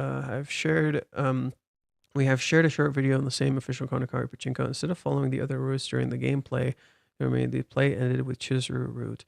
One of the scores is doubled by 2s, 3s. The screen shows sequences and scenes from the anime as Kazuya reflects on the memories he had with Chizuru. Then you realize the mechanics of the Pachinko game when the word Kanojo from the series Olgo appears. You can hear the voices of the other girls screaming excitedly and move on to another scene where the 2 characters are introduced. Then we see Kazuya walking on a kind of altar and more images from the anime passes over him until the word Kanojo reveals that the chosen one is Chizuru, and you can hear them again. You can hear again the character voices saying the name of the series here, and then a new scene animated by TMS Entertainment appears, which refers to the end of the first episode of the anime, with the words Kanojo Okarishimasu on a white background, and Kazuya and Chizuru facing each other on a pedestrian walkway. Isn't that literally the same thing from the Peggies? Another interesting cover, illustration by Rishi Drawn. Yep. The music plays just as Kazuya starts to say some words. He takes a deep breath. Scenes from Chizuru from the anime appear in the background, and he shouts, "I love you," in front of her. Chizuru reacts to surprise. He face blushing and trying to respond to him in kind. A huge number 3 then covers the screen, showing Chizuru's image, meaning her, "You earn more points. The 3 is Kazuya's fucking number. 3 is Kazuya's fucking number. That's why they're showing it. We return in the scene once more, and Chizuru, with tears in her eyes, is happy and reciprocates Kazuya's feelings. The two laugh together, and the scene ends with the series logo, game over. This is something that for us would never happen with the anime, but seeing it animated in a pachinko game is so surreal. It's different that you can only feel it if you are in Japan to play. And not to mention the incredible performance of Shunhori and Sora Mamamiya doing the voice exclusives for the game. It gets even more heartwarming listening to it. I'm glad I remember the video and was able to share it with you. So what do you think? I'll get to the...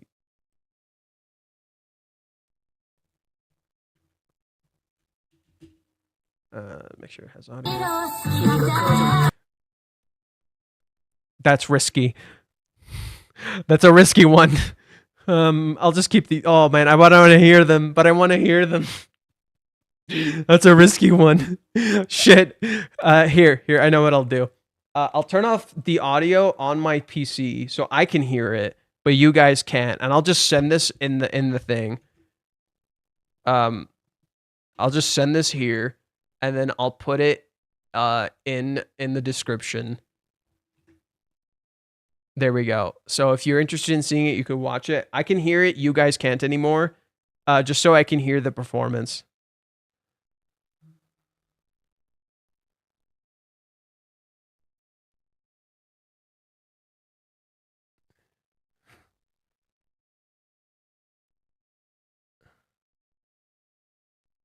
Skida! Oh my god, they made her such a tsundere.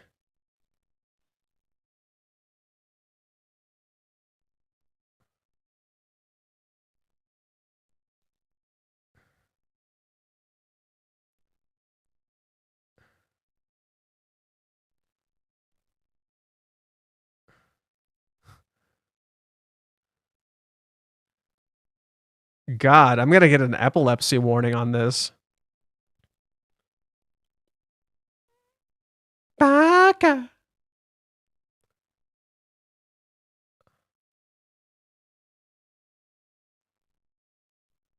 I like that they laugh in the end. I'll give you credit there. I like that they laugh in the end. It's so cliche. It's so antithetical to their characters. It's from the pachinko machine. It's from the pachinko machine. They made a pachinko machine where you can get shit like that. It's not like the characters, I feel like. It's really not like the characters. It's so cliche. It's so cliche. It's very not the characters.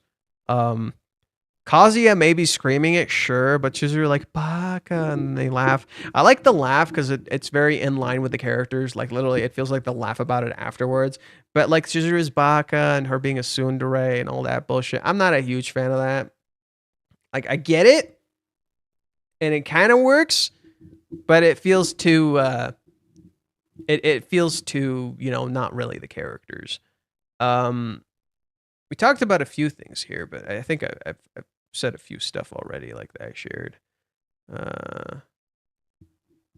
Yeah, she's both giving him his dream and living in it, much like Kazuya himself. And this is her dream too. She wants it to be with him too, but feels undeserving. Yep, I said that. And in this pretty much the whole day, it was all a big confession. Yeah, we talked about how the date is kind of like a big confession. Chizuru slowly confessing. Yeah, nothing else too much here. Oh yeah, so we wanted to read what Mute wrote. Mute is kind of how I got the double meaning thing. So he says, the review and comments of Satisfaction 279, this week's theme is what maybe means. This time I will consider this from two different perspectives. One is dating and the other is not dating. And this is actually like one of the longer posts he's ever made. Can you react Pretty Brown Eyes Chizuru rap, please? Pretty Brown Eyes Chizuru rap? Is this like a fan rap?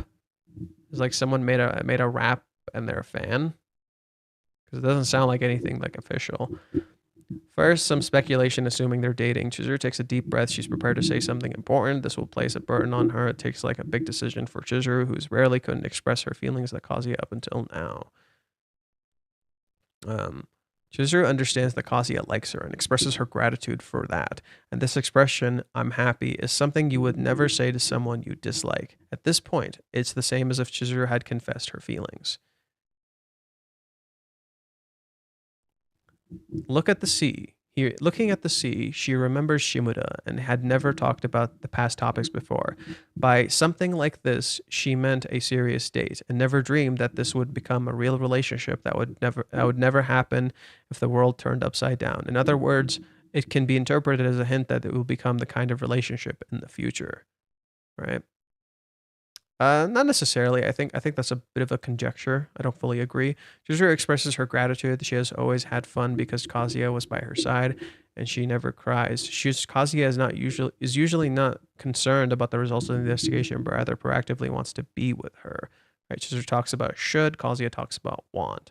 Um, for her under-girlfriend to fall in love with a customer is a violation of the rules, typical of the earnest Chizuru. However, the kiss at Hawaiians was more than just a violation of the rules. In other words, Chizuru violated the rules because she thought of Kazuya as an important person, not a customer.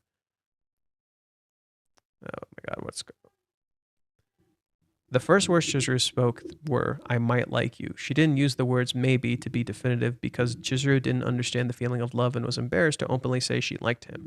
While Kazuya says, I like you too in the next episode, what will they be able to settle their feelings and have the mutual feelings? Will they be able to settle stuff? Okay. Love. The long running title, Love and Girlfriend, is finally resolved. Will the day arc end with I didn't realize it until now, but this is love? And then he starts a new one. Let's see here. By a fan. I'm not a huge fan of reacting to these kinds of content usually. Um, I'll see. Plus, I don't know if they will like, you know, because usually with music, it's very dangerous to listen to certain types of music, especially on YouTube, because they can like, they have like their own whatever. So I would have to listen to it and like without you guys being able to hear me, right? It would just be playing, and you guys wouldn't hear the music. Um, Still have to do it because you still have something to say, something at Kazuya. We're gonna get the Transylvania "You're My Zing" song at the end of the series, Kazuya for Secret Rapper. That's kind of funny, actually. Um, let's see. From here on, this will be consideration, assuming that they will not start dating right away. Why did Chizuru stop herself from saying "but" for a moment? Was it because she was worried that Kazuya would be shocked if she jumped to conclusion too quickly? Has she already decided that he didn't want to date? Right. Okay. Chizuru's expression suggests that she is calm even as she takes deep breaths, so it seems that she's not very upset. Even if you don't know the reason why he likes you, saying I have to simply thank him for his feelings sounds too businesslike. So are you really happy? I suppose you should be happy because he said he was happy, but yeah, he's looking at it with like a lot of doubt, and the reason him writing two things made me realize, wait, there might be a double meaning here, and I think that was the point. Shimoda is known for artificial reciprocation. He's talking about how like that moment in the story was known for that, for Chizuru. Giving him mouth to mouth, but there's no flashback to it. Is she not even aware of it? Or is he not even aware of it? She's grateful not only to Kazuya but also to Yamori or for having Mini-chan there, and it was fun for the past tense, meaning that she won't try to stop Kazuya for leaving tomorrow, right? Chizuru smiles. Chizuru's smile also seems to say, I'm grateful to you and I'll be fine without you from now on, Kazuya. I want you seems to have a sexual meaning, but with Kazuya's personality, he might not be pushy. Right, so it's like literally looking at it with a negative meaning and a positive meaning. I might like you. This is always followed by a but I'm not sure, so please get a little more time. But I wonder what will happen this time, right? So it seems like she's setting up for a but she already used the but, so she's gonna pull another but. Kazi's expression is different from last week, and he seems to be happy even though he is upset. Kanokari usually has high and low scores. I don't think the two will end up dating. That's his initial guess, right? So, or that's the second guess. Whatever, you get my point. Next episode, love preview, love. While making Kazuya hope that my current feelings might be love, she also tells him to wait a little longer until my feelings of love become clear. So perhaps the conclusion will be postponed to the date arc. And then last thing he has to say. After all, for now, but Kanokari has been serialized for about 8 years. It's a bit disappointing that the two of them started dating it would be a bit disappointing if the two of them started dating so easily after Chizuru's confession. Will Kazuya show a firm attitude next week? What do you think? Okay. Renting in the air, but I don't have care. Paying. Wait, what? Wait, are you? I pay for love that we share. Dating in the rain because I don't feel ashamed. It's a real time for celebrating because you're my rental. Reiji was telling us how the next few chapters would play out in the Sayuri flashback in chapter 378 because you're my renting. Is that like from the song? Is that from the fucking song? Oh my god. Oh my, that's so funny. That's time for celebrating because you're my renting. Oh my god. That sounds kind of funny actually. Like the it sounds like rapping for the sake of rapping. I don't know. That sounds kind of goofy. That sounds kind of goofy. I don't know. Maybe another time. I'm actually getting a little tired. It's like 7 o'clock. We've been doing this. Maybe I'll stop at like 3 hours. Right? It's 2 hours and 48 minutes. I'll stop at 3 hours. Is there anything else I should look at? Anything else we want to talk about for like 3-ish hours? Not a hate video. Oh God, I better change just in case. I don't want to come on. Please, someone please that into a real song. Let's see if there's anything on Twitter. Oh yeah, we did mention that the Ruka thing starts tomorrow. So the Ruka thing properly starts tomorrow. That's finally gonna start. I might not be able to buy the one I want with the Ruka plushie, but I'll see. I'm really not sure. I don't know if I'll be able to get the one with the Ruka plushie. I want the one with the Ruka plushie, but it's like 400 fucking bucks. So I might, depending, I might have to settle on the 200 bucks one because I got bills to pay. I got to support my family and shit, so I can't just drop that one like crazy. Right now I'm editing. I've been editing on and off the Sumi season 4 news and the Ruka video. I think I want to get the Ruka video out at least today or tomorrow, just so it comes out right when the event starts, so that way people like know about it and they know how to do it. I finished my Tenso thing. I set up my Tenso thing and I got it all organized. And I recorded like a little thing for it in the video. And interestingly, I did go on Campfire, and Reiji actually did respond. I actually sent a message to Reiji and he responded.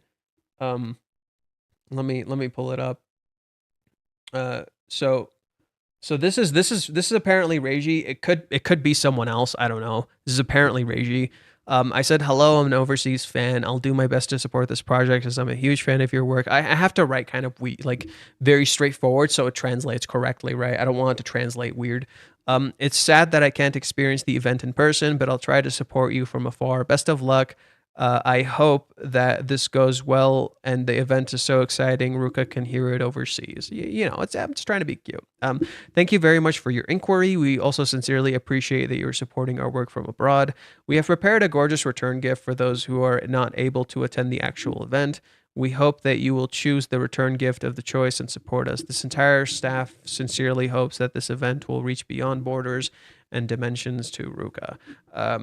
I think the return thing is like for like tier 7 or something. It's like the super expensive tier. So I don't know about that. I don't know if I would still get something if I can't attend, but I don't mind.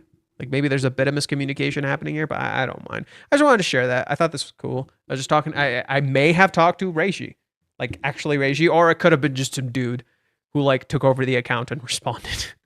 Could have been just some dude who was in charge of this and responded, and Reishi never saw this. I have no way of knowing. Um, I did find out some cool shit about the Ruka thing, or not the Ruka thing. The ending song for season 4, My Vega. I found out some super cool shit about it, and it's about like this. So there's a thing Ruka references in season 4, and it's said offhand, but it actually means a whole bunch for the story. And it's in chapter 225, I think. Let me find it. 225. Yeah, I was right. It was 225. In 225, when we get Ruka's backstory. Oh god, not the shitty scans. I want the good scans. Don't give me that crap. So in this, Ruka says this: I'd always wished for the same thing on the strip of paper for Tanabata. Tanabata is a festival in Japan.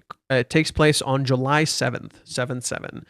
It's important it takes place on July 7th because it has to do with the myth of Vega, or as she's called in Japanese, Orihime. It's a story of Orihime and Hikoboshi. And basically, it's actually translates to the Star Festival because it is a love written in the stars. And basically, the whole thing for this is that on July 7th, a bunch of magpies flies over the sky, and the two lovers can meet, them being Altair or Hikoboshi and Vega and or Orihime, because they were separated in the sky between the Milky Way. Basically, it's called the Celestial River, and they were placed both in the sky in two separate areas, and they can never meet except for this point. The point of the story is about hope. It's about hope that, like, even though there's a great separation, there's great pain in the relationships, there is a great loneliness. If love is strong enough, people will, if there's great love, people will meet again. There's always a chance, there's always hope.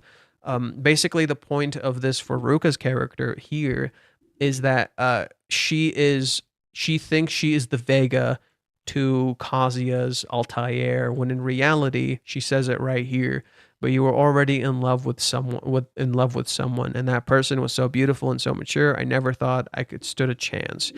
It's because Ruka ironically plays the role of the people who separated them without realizing it. She is in the middle. She separates them. She is kind of like the celestial river, if you will.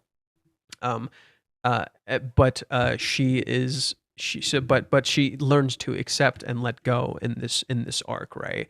And the story like has a lot of meaning and connects to like Grandma Nagomi, for instance.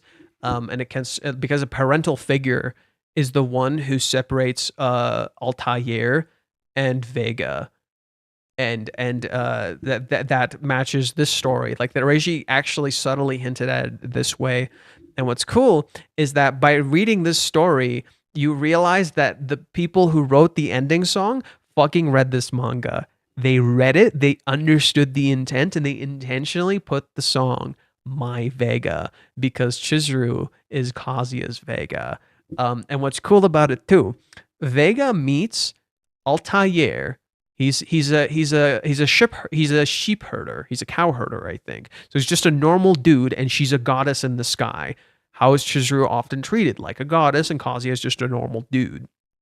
And the sheep herder immediately falls in love with her, and she goes to him because she sees a great tree and she hears music in it, and she's up in the sky and she's super lonely. She has nobody around her. She's alone. So she goes down to earth under a great tree, and she hears his music, and then she slowly starts to fall in love with him because he creates like a peace and harmony for her, and she promises that they will be together in the heavens, and that comes true in a twisted way. In them being both in the heavens, she's right, but they're separated. They can never meet. So yeah, that's kind of that. So what's interesting is that Kazuya's name literally means peace and harmony shared under a tree. Literally how they meet. Chizuru's name means 1,000 paper cranes that make any wish come true in one current. Much like her wish and her vow to meet and be with him, all channeled into that one wish. And where they separated by, they're separated by the Celestial River or the Milky Way, much like Chizuru's name being that singular current, right? That Reiji cooked like fucking crazy. And it seems like My Vega is being told from Kazuya's struggle and hope and the belief and the chance that they'll be together. The opening song, Umitsuki, I haven't gone too much on it, except like, you know, the moon reflects on the sea, and it can only ever reflect. So I guess they could be writing about like Kazuya's desire to be with Chizuru, but not like being able to, because she is the moon, she is the goddess. But the moon and the ocean are like contrasting in nature, and yet they complement each other because the ocean has the tides because of the moon. And the moon like revolves around the earth, and you know it does the ocean actually complement the moon? I guess it. How would the ocean complement the moon? I know the moon complements the ocean. How does I guess it's because like the ocean is the moon is barren, whereas the ocean is full of life. So they complement each other in that sense. They're different. But I guess the ocean does complement the moon in the sense that it keeps the earth cool, because the earth's core is dark. And so it keeps the earth active so it can pull the moon, so it doesn't just drift away into nothing, even though it's slowly drifting away. So there you go. The ocean keeps the earth cool, so that way it doesn't just drift off. There, I guess that's the way of looking at it. I could be wrong, dude. I could be completely wrong. I don't know if that's like real. The moon's gravitational pull causes the tides. Yes. Would someone please would be so profound if when Kazuya eventually breaks it off with Ruka, she says, "I don't regret meeting you." Yeah, I think so. I think Ruka's slowly coming to that realization, right? What the hell? Why has the live thing not moved at all? If Kazuya's name means peace and harmony under a tree, then I feel like Ruka and Mami are gonna be friends, borderline family with our main leads. Yeah, I would not be surprised. Wait, how long have I actually been streaming? What's going on? Oh, we've already passed 3 hours. I see. We've already passed 3 hours. Okay, well, okay, I shared that so you guys get a little sneak preview for that video that I'm gonna be putting out. I tried to think of some stuff for Umitsuki, but I didn't get enough to like know for sure. Besides, you know, it's moon ocean moon, right? It's just ocean moon. That's just the name of the song, Ocean Moon, and it's literally spelled in English, Umitsuki. So it's kind of, that one's a little hard to predict. I've tried to like see interviews and shit and seen what they've said, and they're not being very clear. It's just about Kazuya and them. That's it. It's just about Kazuya and them. So far, I'm vibing super hard with the ending song, but I have no idea what the opening song is going to be like, except for the fact that it's done by like a crazy popular band that's like done all the big songs, and like all the animes that got their songs from them are usually really fucking good, except the people who made the opening for season 4 haven't made openings before. This is their first opening. Most of them are new to the band, so they kind of got shit they need to live up to. So I have no idea what to expect from the opening for season 4. I hope it's really good. I hope it's up to the standard that like that band or that crew seemingly has. I've heard from some people it sounds good, but I don't know if they're actually people who listen to it or anything. I don't fucking know. I don't see Mami coming around at the end, to be honest. Ruka probably will, but Mami... No, I think Mami will, but not in the normal way. Like, Mami still has a lot she's going through. No, Mami is not like Azula. Azula and Mami are like two different characters. Azula is a character completely bent and made into the way her father wanted her to be. Mami is actively trying to not be that, but she's afraid to change. She's like Zuko. She's closer to Zuko. But if Zuko like actively hated his dad, she's like Zuko. If Zuko actively hated his dad and didn't want to be anything like that, and just wanted to be free, but she doesn't. She's too afraid to change. It's like that part of Zuko's arc where he starts hating his dad, but he's too afraid to change. And then eventually, like, he comes to accept it and actually changes and evolves. Mami is not Azula. Azula is literally a broken character. She is molded into the monster that her dad made her into. Mami, in her hatred for her father, becomes so lost in that hatred, so lost in the way that her family has treated her, that she projects that trauma onto Chizuru. That's pretty much Mami's character, right? She projects a lot of the hatred and anger, and she tries to validate her hatred and anger because she wants to make sure other people can't escape just as she couldn't escape, right? Like she's trying to validate her own trauma. She's a really well-written villain in the movie arc, right? Or not the movie arc, sorry, the Paradise arc. She's a really well-written villain in the Paradise arc, but she's not it's literally the Paradise arc is literally mommy kind of slowly giving up her villain role, and like she's like, I'm not I don't want to be that. Because I realize that's what my dad is. I don't want to be like him. But she doesn't know how to change, right? Just as Zuko did not know how to change. He needed other people. He needed people around him to push him in the right direction. He needed to know how to change, right? But he didn't know how to change himself, right? He's so used to it. That's mommy. She's so used to it. She doesn't know how to change. She wants to. So I think once mommy starts changing, starts really evolving as a character, I think she could eventually, with time, be friends with these people, be friends with them. She would just need to repair the damage she's done, or at least atone, right? She needs to take her first steps to atoning and changing. Whether mommy ends up like friends with them or not is a whole other story, you know. But I do think mommy can change, but maybe just not around them right now, right? She could still connect to them, but just not right now. But yeah, I don't think mommy's like Azula. I don't know. She not like that. No, Azula is a very different character from mommy. They're not the same at all. Okay. I personally want Reiji to leave mommy's future in this story untold. She'll have her resolution, but we won't see beyond. No, that's not his writing style. I think he will tell mommy's future. We will see where she will go. She will get her story told, and she will decide for herself what she wants to be. But yeah. Anyways, that's it for today. I hope you guys enjoyed this stream. I'm gonna work on that other thing. I don't really want to do a hate video anytime soon. I don't really like those very much. I'm not really in the mood right now. They're very depressing and frustrating and just really annoying as shit to sit through.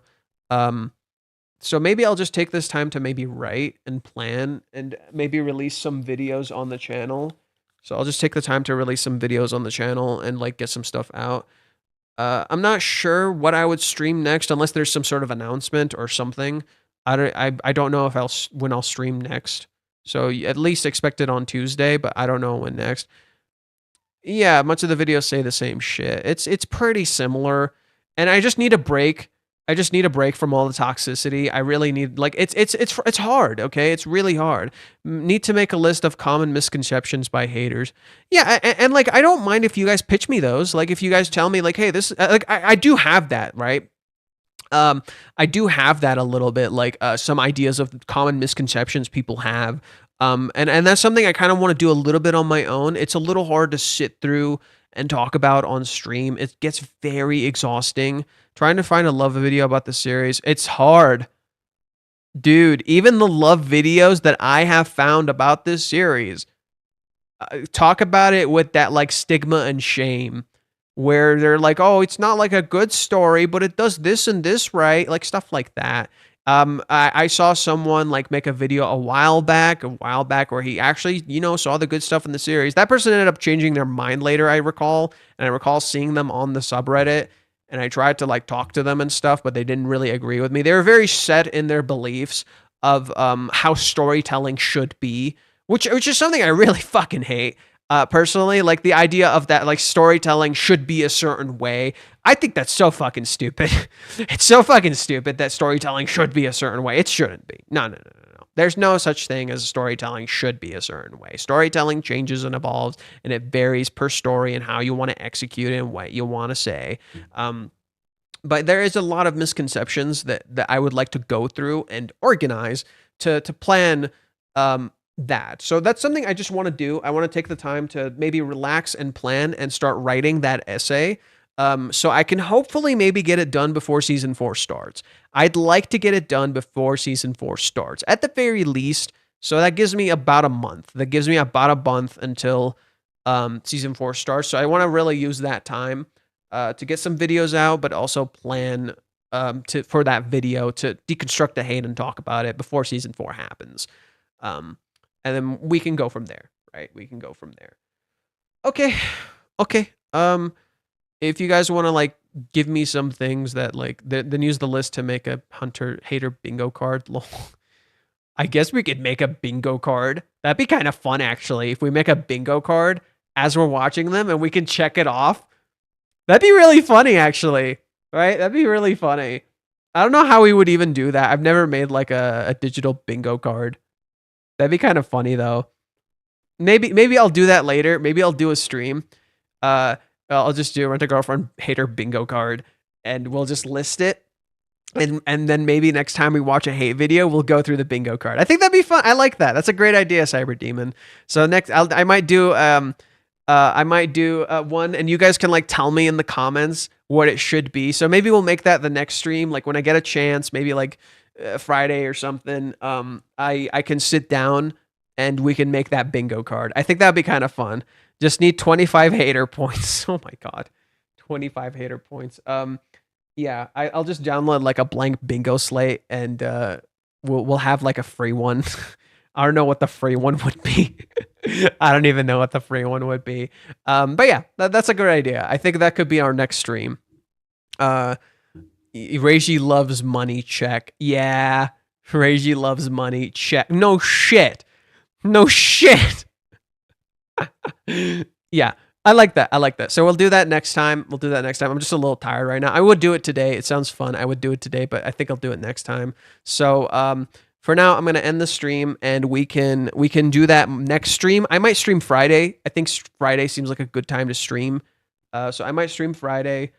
We can talk a little bit about the Ruka thing, that like the Ruka project, because I'll probably have paid for the thing that I want to do by that point.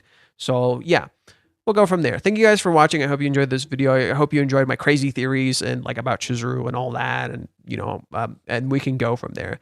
Make watching hate videos. But yeah, I want to make it fun. I don't want to make it so unfucking bearable. Like, cause they do feel unbearable. OP song text. What now?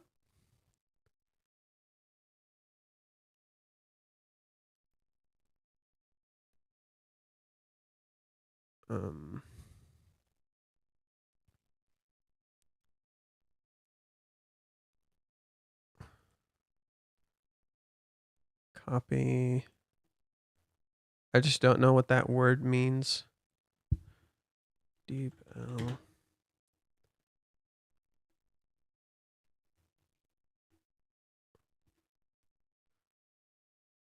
But wait, what? No. What the hell? No, detected language into English meaning. Opening song text meaning. Oh.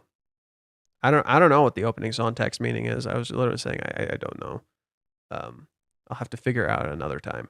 Okay. So yeah. Thank you guys for watching. I think that's it for today. It was fun. I hope you guys enjoyed, and I'll see you guys another time. This was a decent stream. I think we did a good job for like a not chapter reaction stream. I've been keeping track of the streams and how well we're doing. Whenever I stream reactions to the chapter, dude, we almost hit like 500 viewers. Like not consistently, like not all at once, but like we concurrent viewers, we have around 30 to 40, and they've been increasing. We got to 50 today, or yesterday. I think it was yesterday when we saw the chapter. We got to like 50, so we got a high number. So 50 people were watching, and in terms of the total views by the end of it, it was like 500 something. So that's pretty good. And then the video is almost at 1,000 now.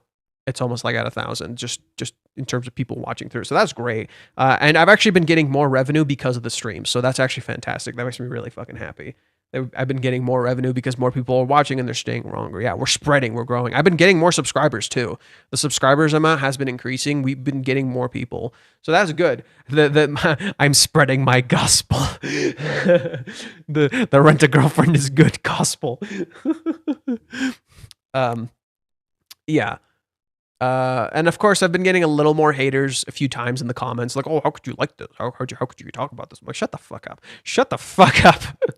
I've been a little more ruthless lately. I've just been like, "Shut up! I'm not in the mood for this crap. Just shut up." Anywho, yeah. Sorry, I didn't mean to rant like that, but yeah, spreading. Yeah, we're getting there.